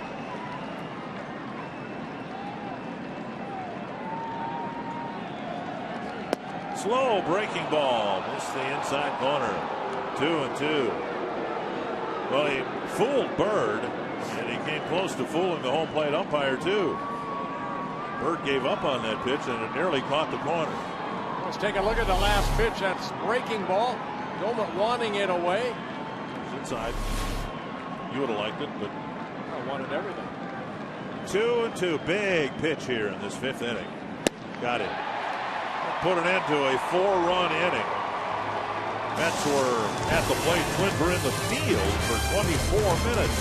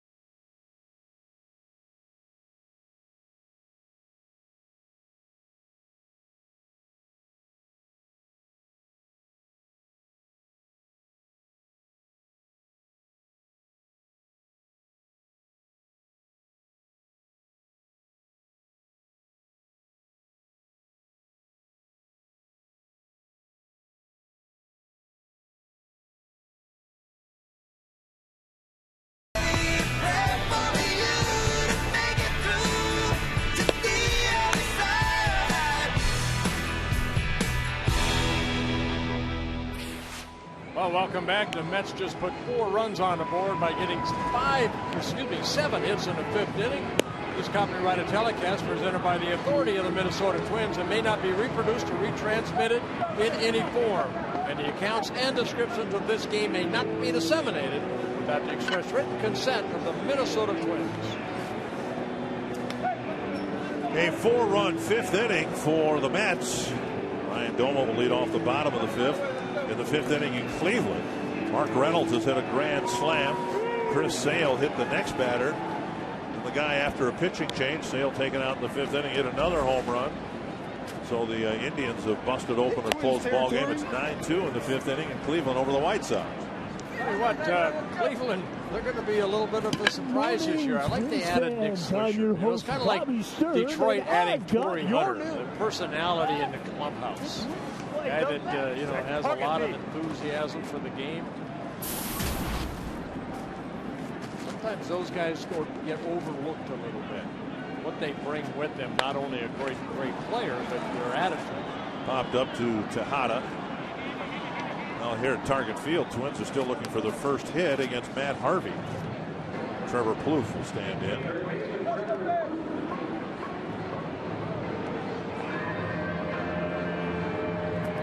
Plouffe with a fly ball to right his first time up. Well, Harvey has faced 14 batters so far. He's been able to get strike 1 on 11 of the 14. So a little key to have success, get ahead in the count. Like that. Outer half of the plate, too. Fastball at 94. That helps. To Davis on 2 hops. 2 down. Take a look at some early action news and notes. Tim Hudson pitching well for the Braves as they've already beaten the Nationals. Madison Bumgarner with good numbers and a win at Wrigley Field. Torrey Hunter hit his first home run as a Tiger in Oakland. And they say pitchers can't hit. Hudson 2 for 3 as a hitter. Look at that. I think you said pitchers. I couldn't. Some pitchers could. Strike 1 to Chris Parmelee. And Tigers leading Oakland 5-1, bottom of the 5th. Slow breaking ball. Missing 1-1.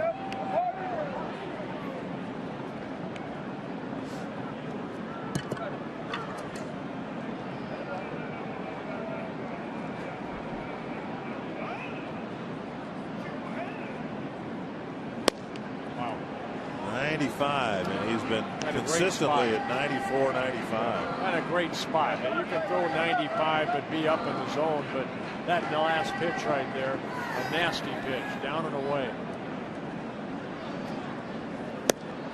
That was quick. A 1-2-3-5 for Harvey. 5 no-hit innings. A 4-0 Mets lead.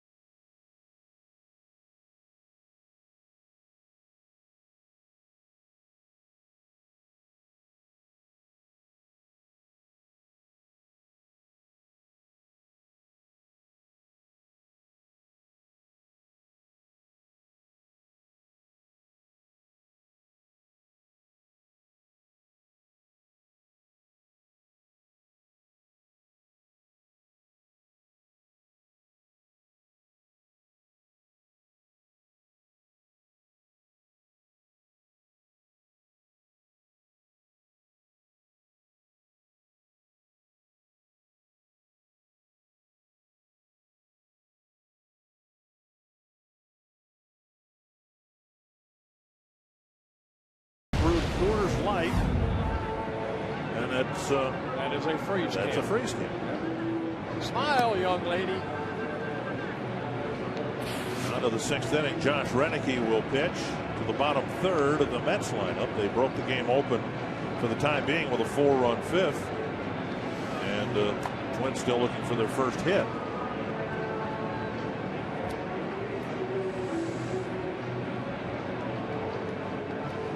Twins won the opening series against the Tigers 2-1. They went to Baltimore and won 2 out of 3, but now a 4-game losing streak beginning play today. If they're to win this game, it's going to have to be a come from behind win.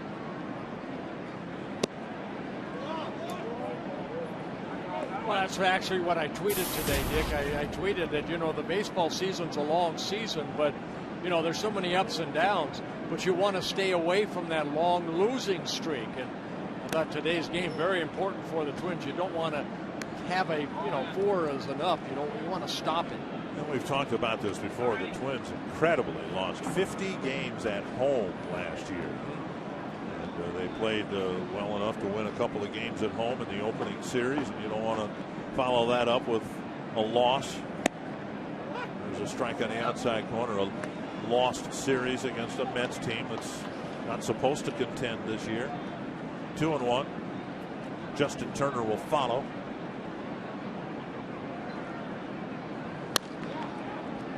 Easy one-hopper to Dozier. 1 away. Marty Foster behind the plate.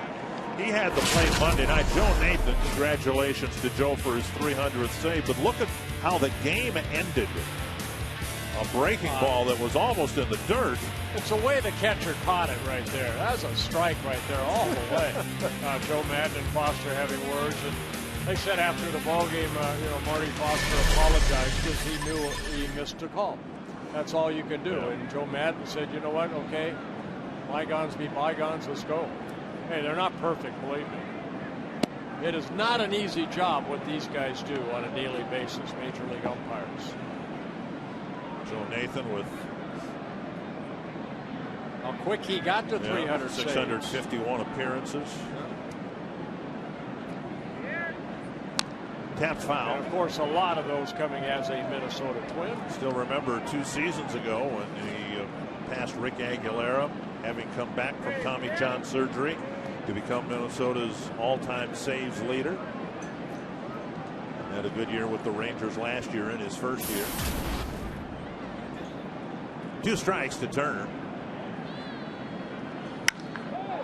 Blasted to left center field. Hicks back. On the track making the catch, out number 2. A deep fly ball for the second out of the inning.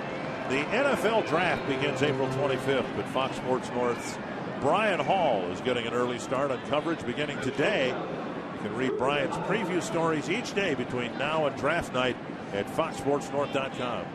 Brian will break it down, which wide receiver they're going to draft, which defensive tackle they're going to draft, which long snapper they're going to draft. That's how detailed his preview is going to be. There's Ruben Tejada.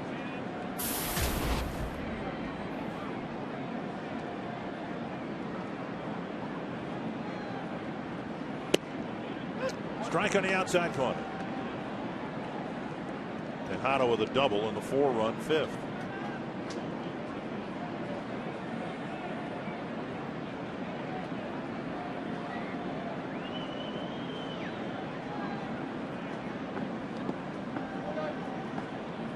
One on one.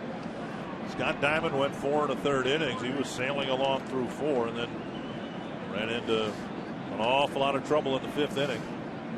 Well, he left that pitch up to Myron Bird, and it kind of like me. I don't know if it flustered him, whatever, but the Mets bats took over from there. 6 more straight hits after that. Swing and a miss, 1 and 2.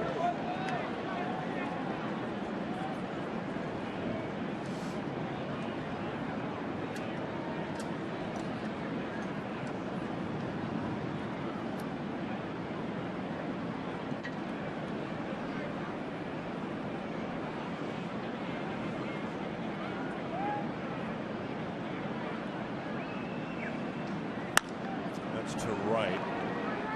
hit right at Parmalee, and Renicky has a 1-2-3 sixth inning on just 11 pitches.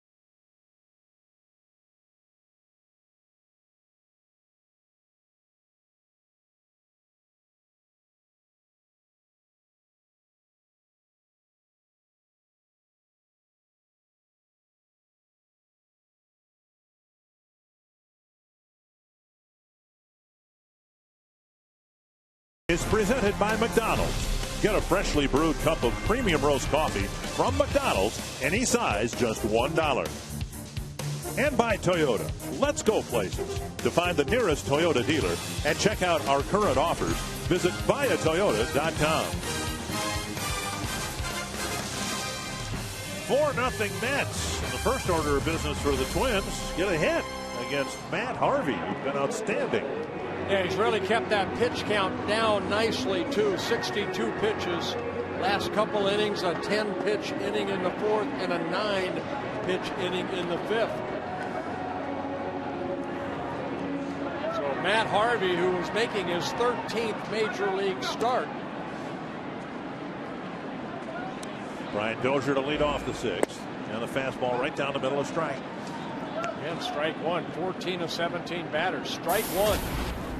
Dozier, Escobar, and Hicks facing Harvey here in the sixth inning. And a breaking ball for a strike. 0-2. Harvey with 2 walks in the ball game, 4 strikeouts.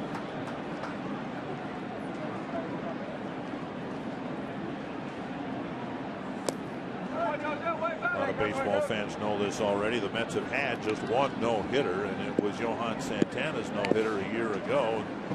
Santana did not do a real good job of saving his pitches for later in the game. He threw an awful lot of pitches and was never the same pitcher after that. And of course, this year he has had his second shoulder surgery related to the no-hitter or not. His Mets career has all but done. I don't think they'll let this young man throw 130 pitches like Johan did in that no-hitter. 1-2.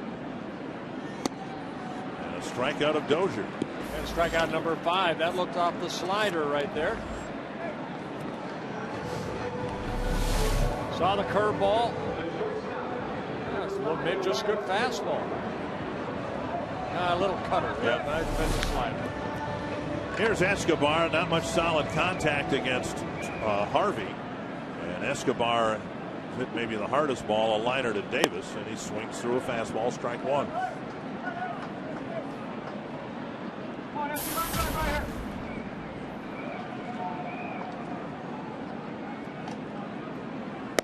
Checked his swing, 1-1.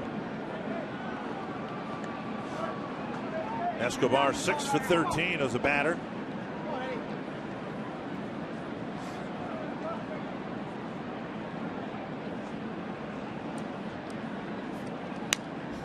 He had a really good spring, and he's carried it forward into the regular season.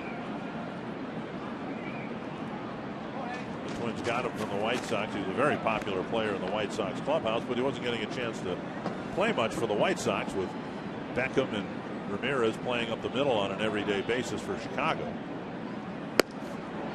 And another strikeout, number 6. 2 down quickly here in the 6th. Harvey just rearing back and just challenging the Twins batters now.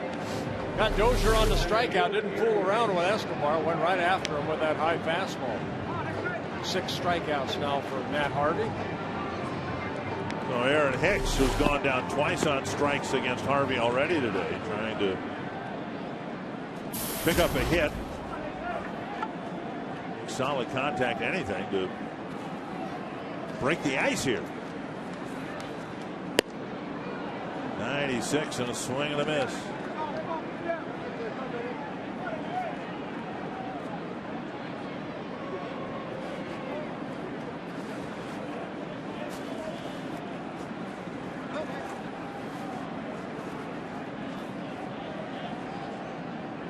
Inside. Twins have had 2 base runners. They've each come on 4-pitch walks. A 1-out walk to Doman in the 2nd and a 1-out walk to Willingham in the 4th.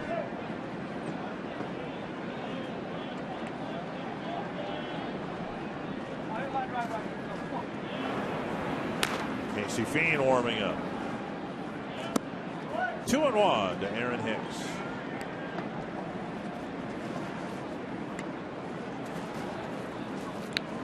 Mets rotation figures to get Sean Markham back sometime. He's down in Florida rehabbing a neck injury.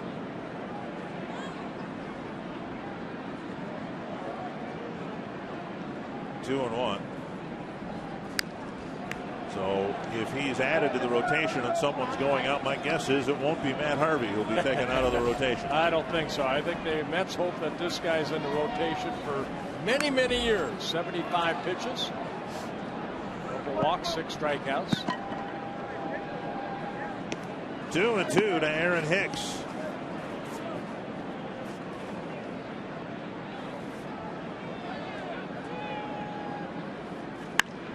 Hope to left.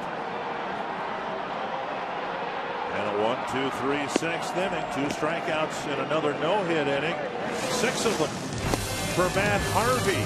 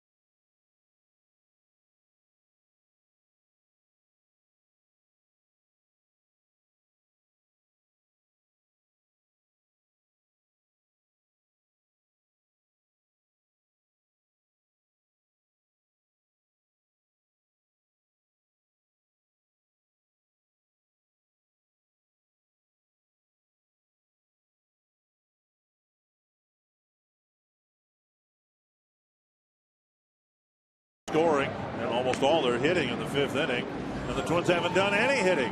6 no-hit innings in this afternoon's game. The Twins go 1 man deeper into their bullpen, bringing in Casey Fiend. Casey Fiend making his 6th appearance already, and for the Twins this is their 11th game. Wolves Weekly is your all-access pass to the Minnesota Timberwolves. Tune in each week for an inside look at happenings on and off the court. Watch Wolves Weekly Monday at 6 only on Fox Sports North. It'll be the top of the Mets batting order: Colin Cowgill, Daniel Murphy, and David Wright here in the New York 7th.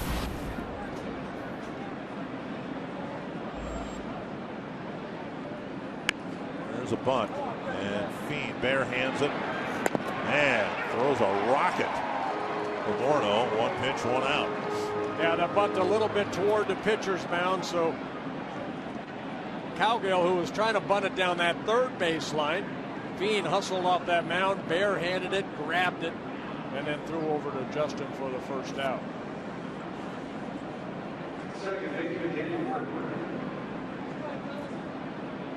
Murphy with a couple of hits again today, including an RBI single in the 5th.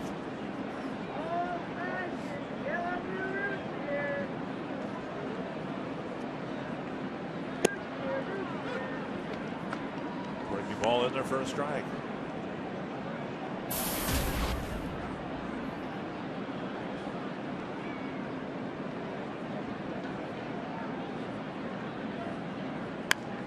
Another breaking ball, foul back, 2 strikes. Yeah, that's the slider of Casey Fiend. Fastball, slider, changeup.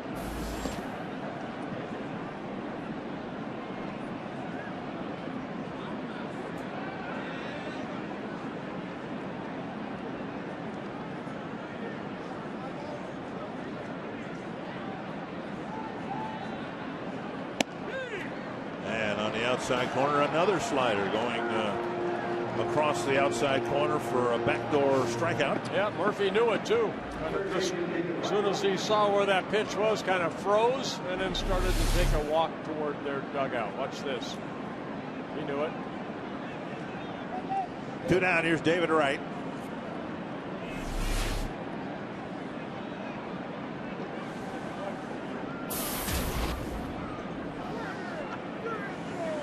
Wright with an RBI single. Another breaking pitch over a strike. It's 4 straight sliders from Casey Fiend.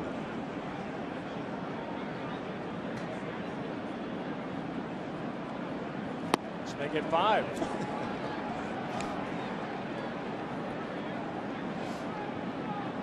Casey did a great job last year for the Twins out of that bullpen when he got called up. 35 relief appearances, 2.06 earned run average.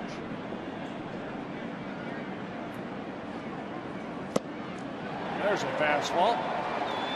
And 7 pitches, including strikeouts to the last 2 batters.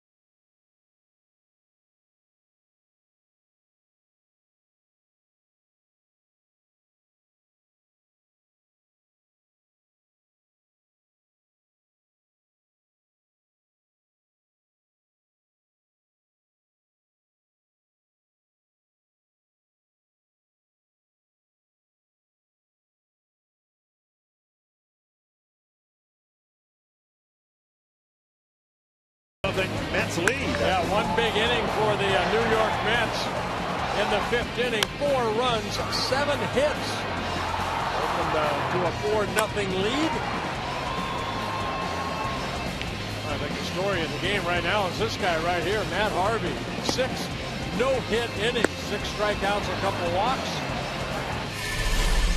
And very good pitch count right now at 76 pitches, 45 have been strikes. And Santa wants a rally right here. It'll be Mauer, Willingham, and Morneau. 6 innings. And again, just one well-hit ball. That was Escobar's line drive back in the 3rd inning. And as we've gotten into the 6th inning, through that inning, he appeared to be throwing harder than he was earlier in the ball game. Mauer with a couple of fly ball outs, one to the outfield and one to deep short.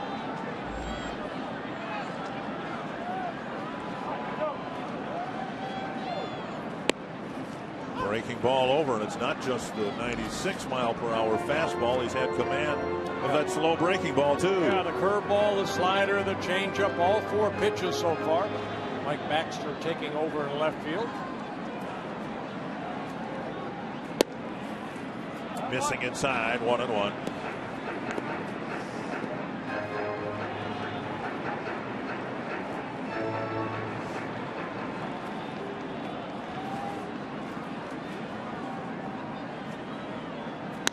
Bounce to the right side. Easy play for Davis. Down. There's a changeup right there, and Justin got out front. Hit the ground ball out. Excuse me, Mauer did. Willingham with a bouncer to 3rd and a walk.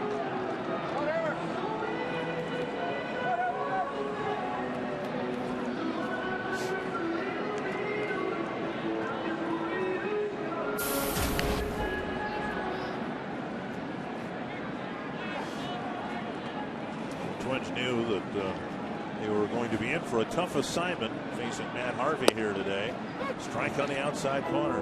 So I think he's thrown all 4 pitches here in this inning for strikes. The fastball, the slow curve, the changeup, and then the slider to Willingham.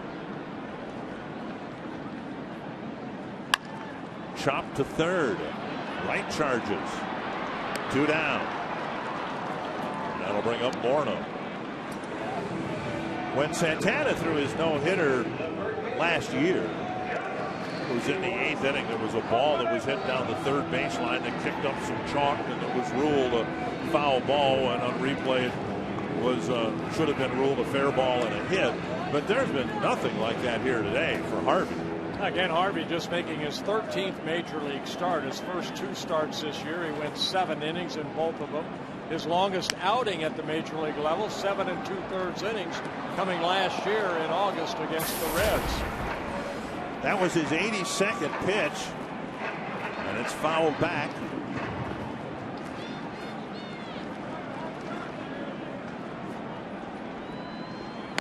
Pulled foul, 2 strikes.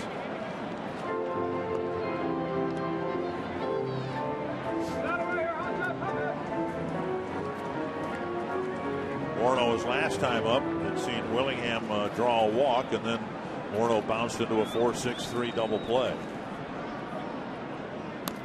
Got a piece of it. So in addition to everything else, Harvey's pitched to 1 man over the minimum to this point. Well, it didn't take him long to get to the big leagues. Harvey, 46 minor league starts coming up last year. Mets #1 pick, 7th overall in the 2010 draft. And Morneau asks for time.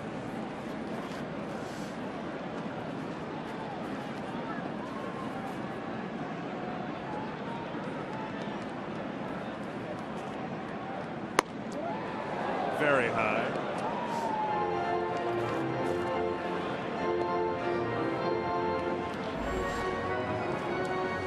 Well, that's how you get deep into the ball game. Look at that. 15 pitches is the most he needed in the 3rd inning. And now 2-2.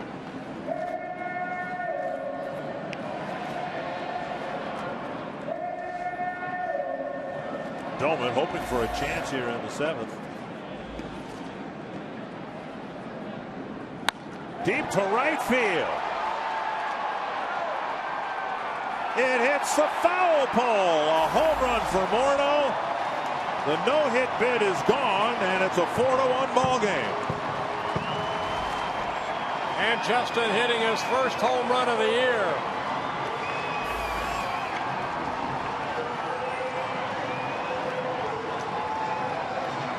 So just like that, you lose everything. Your no-hitter, your shutout.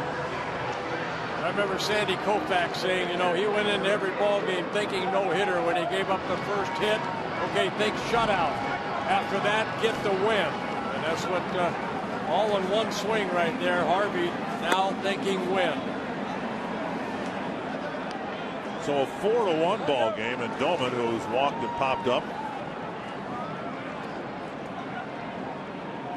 stands in. 1-0 the count. And now 2-0. How many times did you get where Harvey had gotten a no-hitter into the 7th inning? Numerous times. I'm not sure. I have to ask Jim Palmer that. But I had one no-hitter. One no-hitter, but a few other times were... Yeah, deep into the ball game.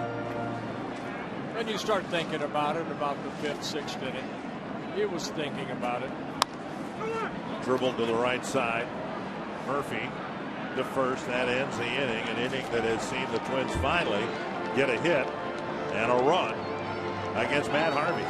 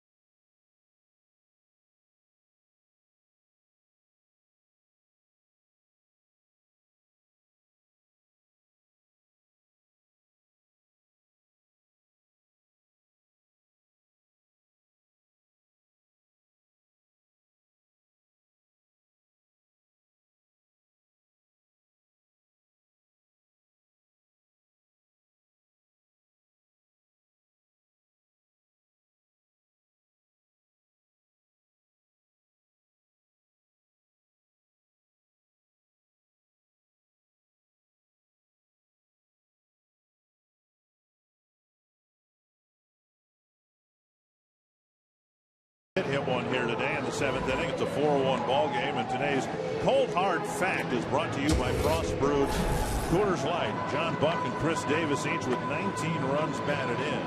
Prince Fielder added another one with a home run today, his 2nd home run out in Oakland. And then Butler, Cabrera, and Phillips. There's some guys off to good starts. John Buck and Chris Davis, and Prince Fielder just picked it up. Buck will lead off the 8th inning here against Casey Feen.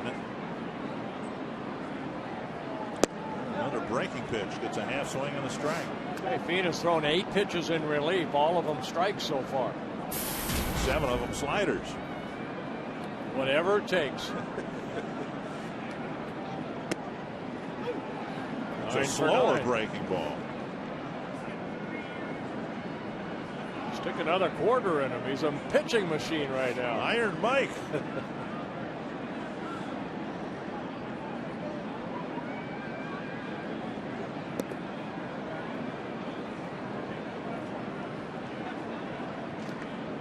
Mets catchers hitting only 5 home runs all last year. And Buck has homered in 4 straight, a total of 6 already on the season.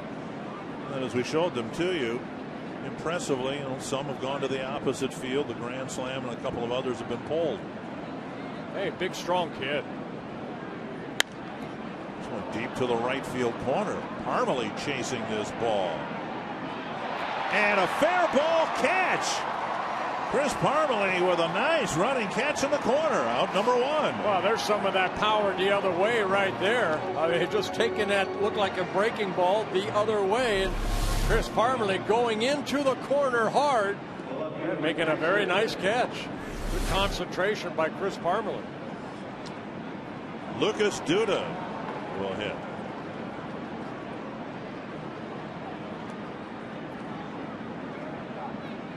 Excuse me, Baxter, who was in for Duda, came in defensively.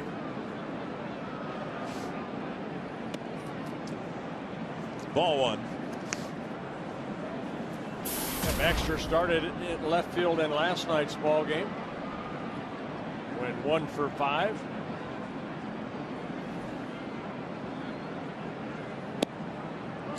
Two and out.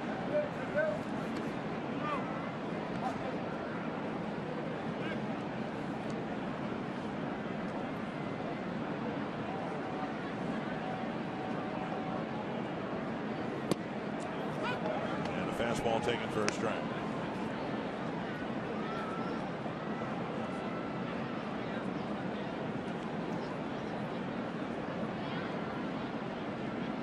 Morneau's home run has gotten the Twins on the board.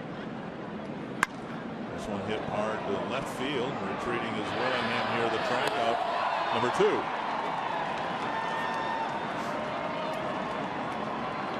Now that the 2013 season's underway, it's a good time for you to prepare for a group outing at Target Field. Organize your business, church, school, or maybe just a couple of dozen of your close friends. Make a game of it. Call 800-33-TWINS. Visit twinsbaseball.com to check out the options and learn about the benefits that group organizers will get in 2013. 2 down in the 8th. And here's Marlon Byrd. Opposite field fly. Parmalee drifting back. And another 1-2-3 inning for Casey Fiend, this time on 9 pitches.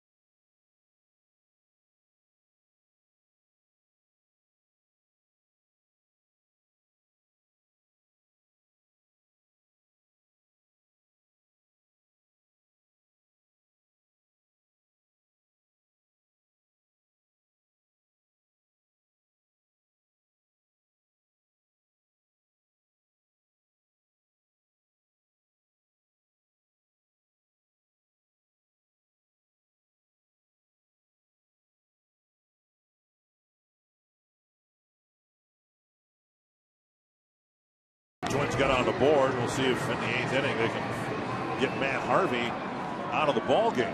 Mets have some activity in the bullpen. Brandon Lyon. Edge, and here's a first pitch pop up off the bat of Trevor Plouffe. And a quick first out here in the 8th inning. A couple times we've seen Plouffe go up there and swing at the first pitch, you know, and then get underneath the ball. Even after Ryan Doman walked on 4 pitches in the second inning, it was Plouffe that went up there and swung at that first pitch. So showing some impatience at the plate. Here's Chris Parmalee, a foul out in the second. Third baseman Wright made a nice play near the tarp. And then Parmalee went down swinging in the 5th. 1 strike. Harvey, 25 batters, 21 first pitch strikes. So he's attacking the strike zone early. Look at that.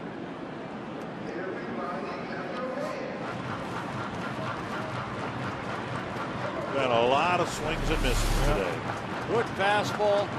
Overpowering Parmalee with that fastball. You know, when you have a guy like that can throw 95, 96, and they throw that fastball by it, then if he can mix in that breaking ball, the slider, or the changeup, we got to keep him.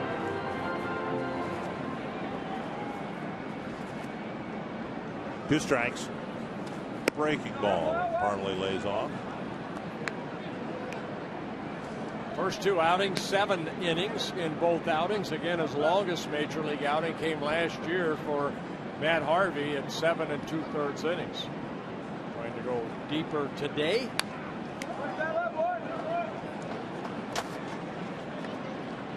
And his pitch count 2 starts ago, 94. His last outing in Philadelphia, 110 pitches. 6 strikeouts, 7 ground ball outs with 9 fly ball outs. 1-2. Back to Harvey. Mets have a youngster down in their minor leagues. They figure is going to be a front of the rotation type guy too. Zach Wheeler. Got him from the Giants in the Carlos Beltran trade. Then you got Jonathan Neese, who looked very good last night.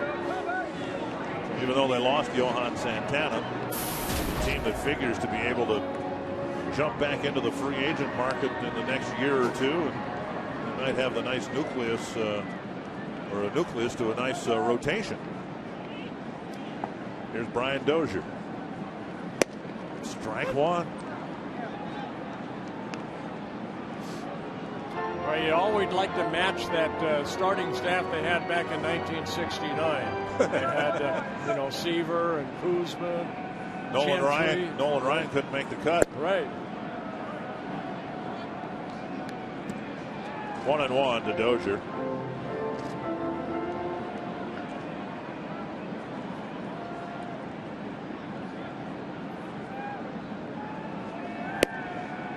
Well, again, look at the location of that fastball. Down and away with something on it. Dozier swung right through it.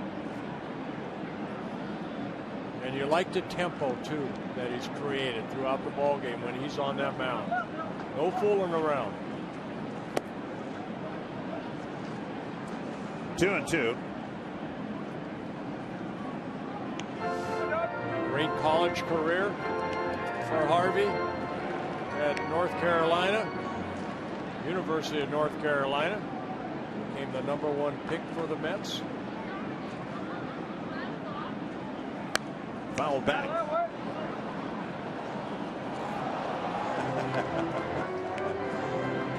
Fan just happened to be walking in the aisleway in front of the broadcast level here, and the deflection popped right in his hand. Yeah.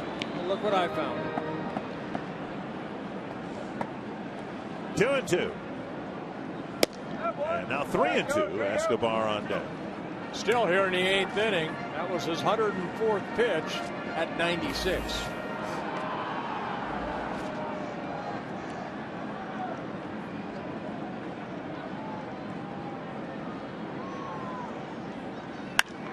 Laced sharply to center, and Dozier has a hit. Well, I'll say this, there have only been 2 hits, but neither one has been cheap. Morneau homering off the foul pole, and Dozier sending a rocket right up the middle. Well, this is a fastball right here. Justin hit a breaking ball, a 3-2 pitch. I'm going to go ahead and rear back and challenge Dozier. Dozier, good swing right there. Line drive right up the middle. Twins get their second hit. And now Escobar.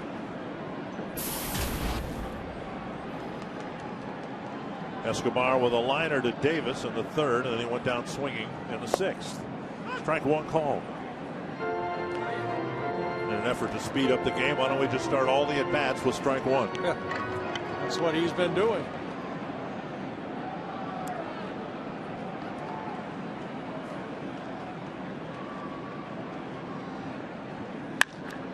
Pretty well to left field. Retreating is Baxter, and he makes the catch.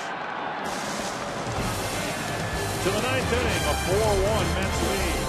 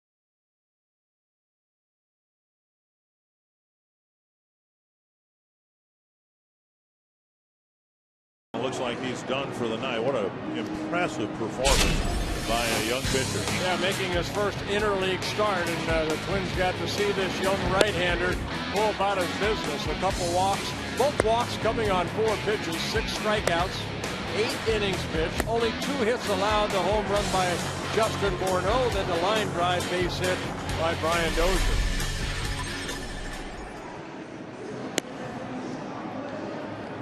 Jared Burton's come into the ball game. He's going to pitch to the Mets in the 9th inning. Yeah, 5th appearance for Burton, 3 1/3 innings so far with the 4 strikeouts. Good opponent's batting average. Jared Burton with this is his 2nd season with the Twins. And you look at the game here, the way it's played now, or how it's evolved, and another great outing by the Twins relief corps. Burton hoping to pitch a clean 9th inning. Yeah, Josh Renicky, an inning and 2/3, gave up 1 hit. Casey Fiend faced only 6 batters in his 2 shutout innings. Jared Burton, hopefully a 1-2-3 here, top of the 9th. Will be the bottom third of the Mets lineup, starting with Ike Davis. And Justin Turner and Ruben Tejada.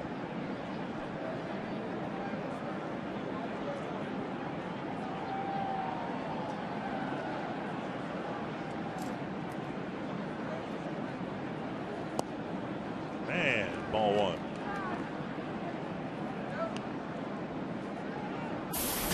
Davis singled in the 4-run 5th. Part of a string of 7 straight hits for the Mets. But Davis was thrown out trying to stretch his single into a double. Yeah, nice play by Josh Willingham. Gutting him out at second. 2-0.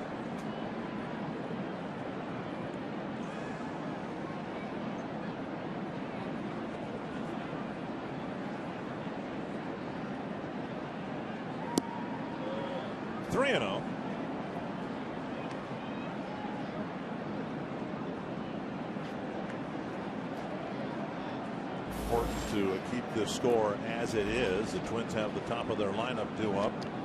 Hicks, Bauer, and Willingham. There's a strike, 3-1.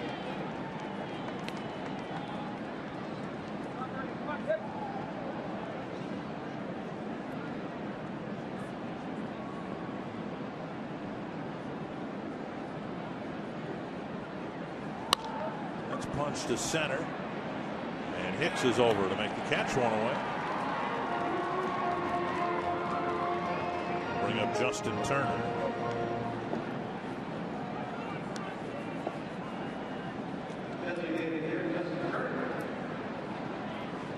Turner, a couple of hits in a ball game, a double in the third inning, a single in that 4-run fifth inning.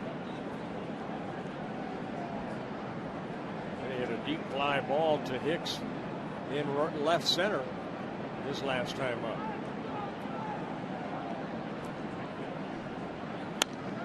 Foul back, a strike.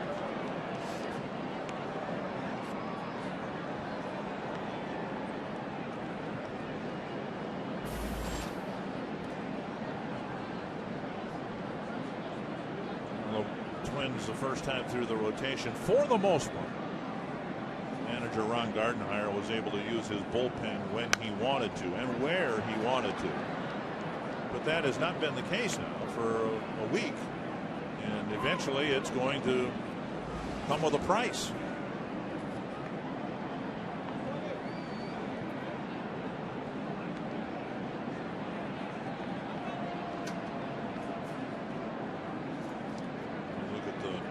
Bench.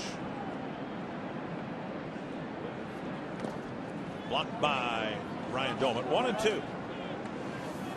It'll be Kevin Correa starting here tomorrow, and he's one starter that has gone at least 6 innings in every start, in both his first 2 starts. I wonder whether, as the Twins had to make room for Scott Diamond today, all thought that there was going to be a decision made between Liam Hendriks or Pedro Hernandez, keeping one or the other, whether because of the overworked bullpen there was any thought given to adding a pitcher going from 12 to 13, and then maybe it's a position player that's sent down, not by choice as much as out of necessity. I think it's a good move. I just think Liam needs to go down there and pitch. 22 starts. He's yet to win but one game at the major league level. So he needs to go down, control his fastball a little bit better than he showed up here, and hopefully be back one day. Justin Turner picks up his 3rd hit of the ball game, going right back up the middle. As the Twins move forward here in the short term, Ron Gardenhire mentioned today the possibility that Vance Worley might be able to come back and to pitch as early as Tuesday, because he didn't pitch very deeply into the ball game last night, didn't throw that many pitches. So with the addition now of Diamond and Hernandez now as the number 5 starter, they have the opportunity to shuffle the rotation a little bit. Yeah, Hernandez, remember, left the game last night with that little bit of a calf strain, so that if he could have the extra day. Came to the ballpark today and reported it was feeling much better.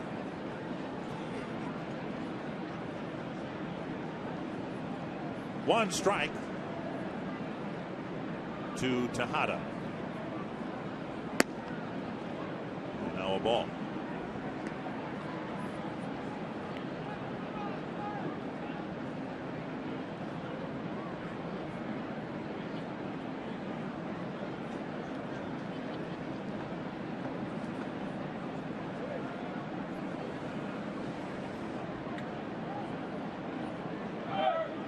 Started to go and then stopped.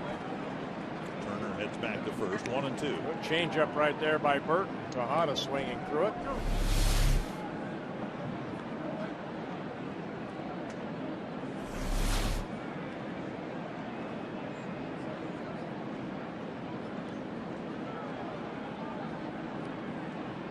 One and two.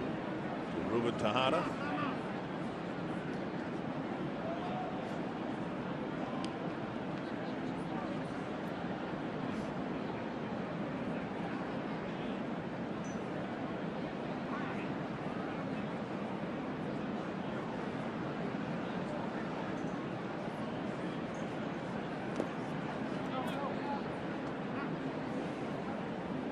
Two and two.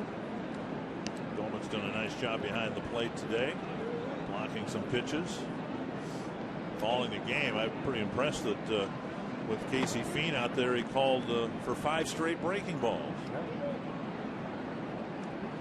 Mauer, in all likelihood, will be catching this series finale tomorrow. I think that's the hardest thing, you know, as a catcher coming out when you have to face all these, get to know all these relievers. What's working for them that day, you know? Casey Fien had a pretty nasty slider, so he stayed with that, and then he ended up, remember the fastball he struck out David Wright with? Maybe Wright-looking slider because he had thrown 5 in a row, and he snuck the fastball by him. That's probably an understated quality for a catcher. Tend to think of these things in terms of a starting pitcher and calling a game, but getting these guys to come out of the bullpen, figuring out what they've got on that particular night and exploiting that is probably the bigger challenge. Oh, definitely. Little dribbler to the mound, or in the area of the mound, out number 2, and Turner goes to second. Well, they have a good bench coach now in Terry Steinbach. Steiny was really good at that, you know, just picking up what that guy has real quick. Valdespin is going to hit for Cowgill. CenturyLink to what's next. Bobby Parnell warming up, hoping to pick up the first save of the year for the Mets. Twins again have the top of their lineup due up. That's why that runner at second so important. Twins hope to get Hicks and Mauer aboard and let the big guys swing for the fences, but if it becomes a 4-run or more lead, then it's of course that much tougher. Also wouldn't be a save situation if they had another run. Valdespin played in last night's ball game, had a couple hits.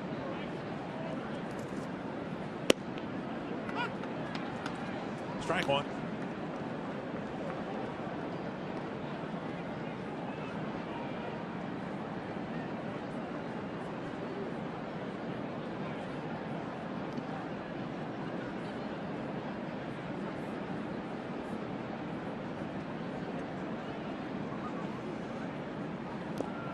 Rolls away from Doman, and Turner goes to third.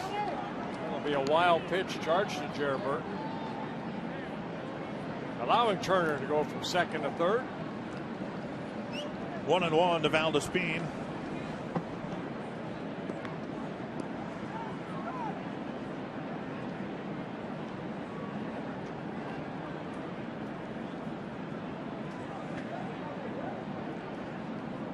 Plouffe and Morneau have to play even with their bases.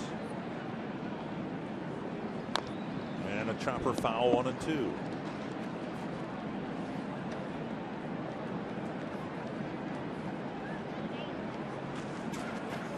Hicks due to lead off the 9th inning. And the designated hitter Mauer. And then Willingham in left.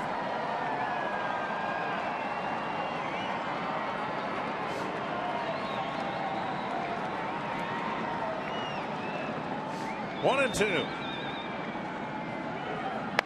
Hooked foul. Rocket. It was only about 3-4 feet foul.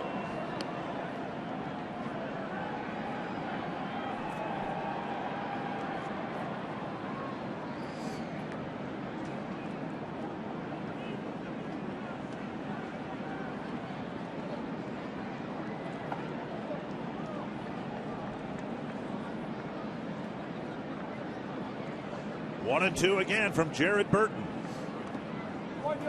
Blocked by Doman.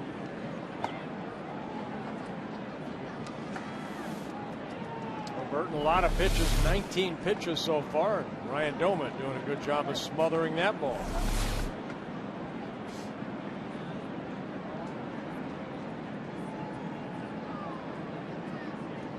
Two and two.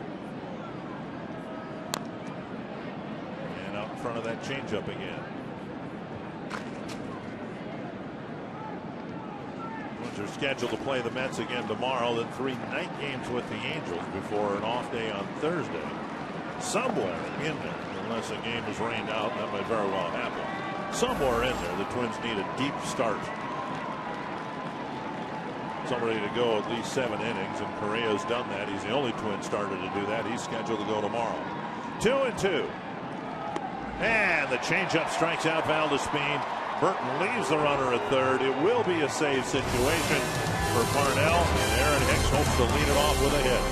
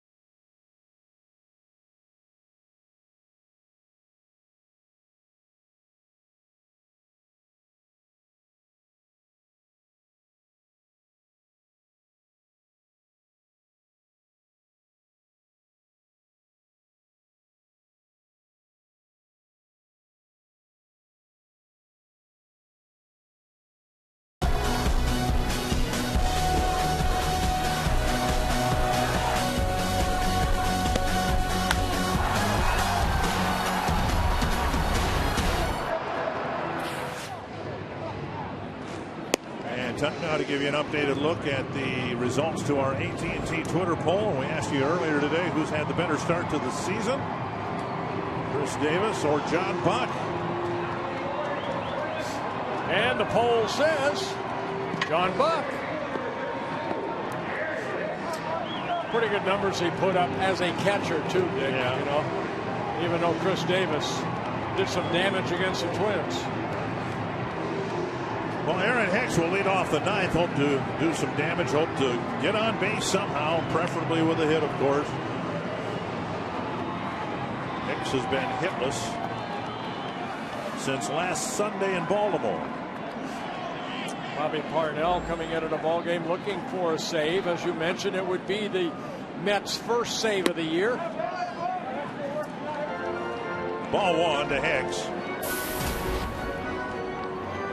Parnell, a sinker slider type pitcher. Picked up 7 saves last year for the Mets in 74 appearances out of that bullpen. On the outside corner, 1-1.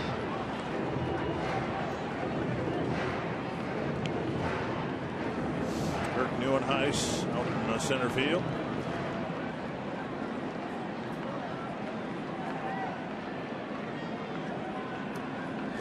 Foul back, 1-2.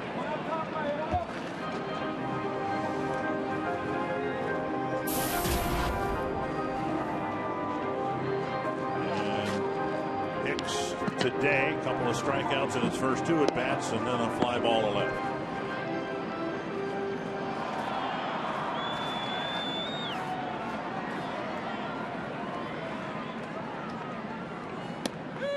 And a breaking ball, and his 3rd strikeout of the game.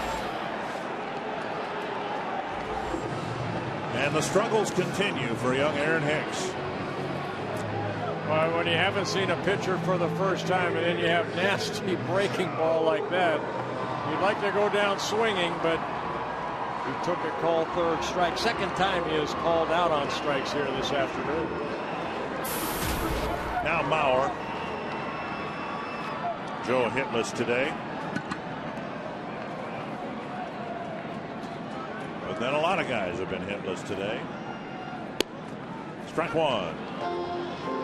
2 hits for the Twins with 2 gone in the 7th inning. Morneau got the first one. A home run off the foul screen. And then with 2 outs in the 8th, Dozier hit a line drive single to center.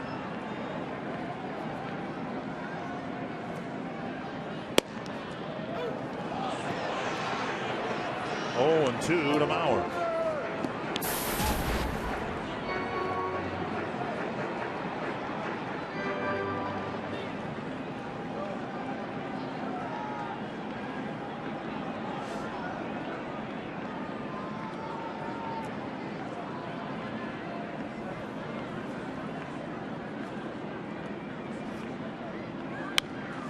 It's unfair to compare any player, particularly a young player, a rookie player, to Mauer, but you get the sense when Mauer's at the plate with 2 strikes, the at-bat really is just beginning.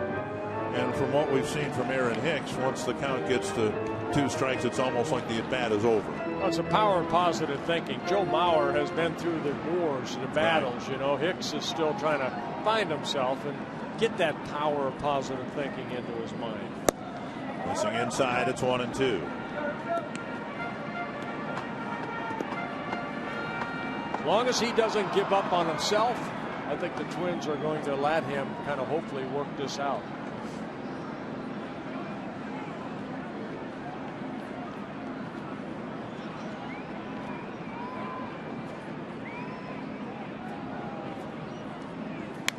And Mauer with 2 strikes protects the plate and fouls it back.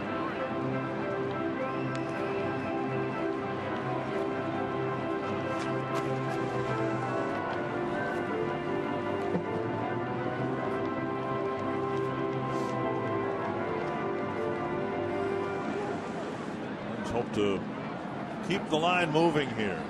With Morneau up there. Doman, some others. 1-2 to Mauer. In the dirt.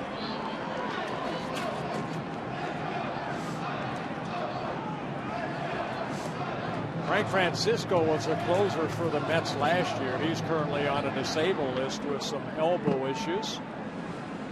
So that gives Parnell an opportunity to pick up some saves.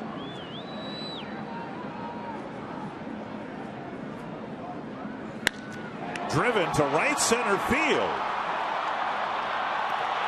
Off the wall on one hop. Mauer will round second and hold up there. So there you go. Mauer takes a strike, is behind in the count 0-2, and ends up at second with a double.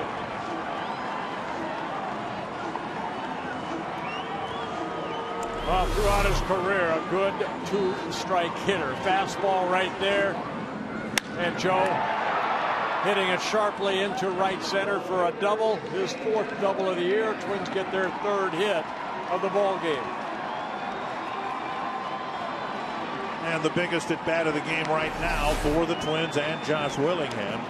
Just trying to get aboard here to get Morneau to the plate, representing the tying run. Twins do have some power behind Willingham in Morneau and Doman. Fastball on the outside corner.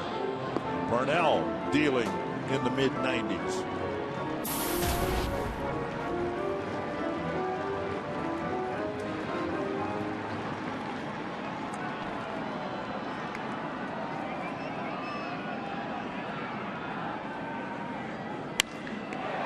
Drilled to left. And off the arm of Baxter. Mauer will score. Willingham to second, and now Morneau comes up as the tying run. Back-to-back doubles for the Twins makes it a 4-2 ball game. Willingham driving in his fifth on his third double of the year. That slider kind of hung right there, Josh. Hitting this ball sharply with a lot of top spin. Baxter dove for it. It got by him. That allows Mauer to score. And Willingham stops at second. Well, the Twins just one swing away from tying the game up. Morneau hit his first home run of the year in his last at bat. It was the first Twins hit against Matt Harvey. Again, last night he nearly hit one out to right center.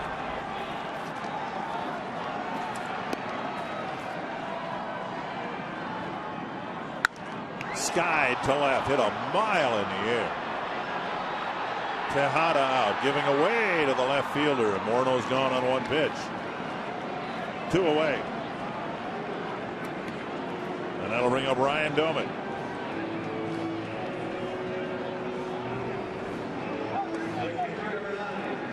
Doman looking for his first home run of the year. He's 0 for 2 with a walk today. He hit 18 of them last year in his first season with the Twins. Won't have to swing hard. Parnell will provide the energy with a 95, 96 mile per hour fastball.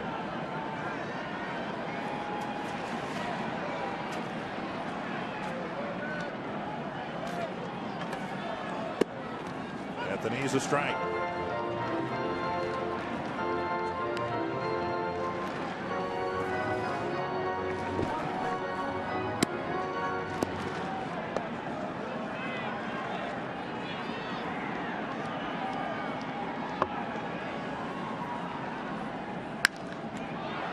Two strikes. The Twins are down to their last strike.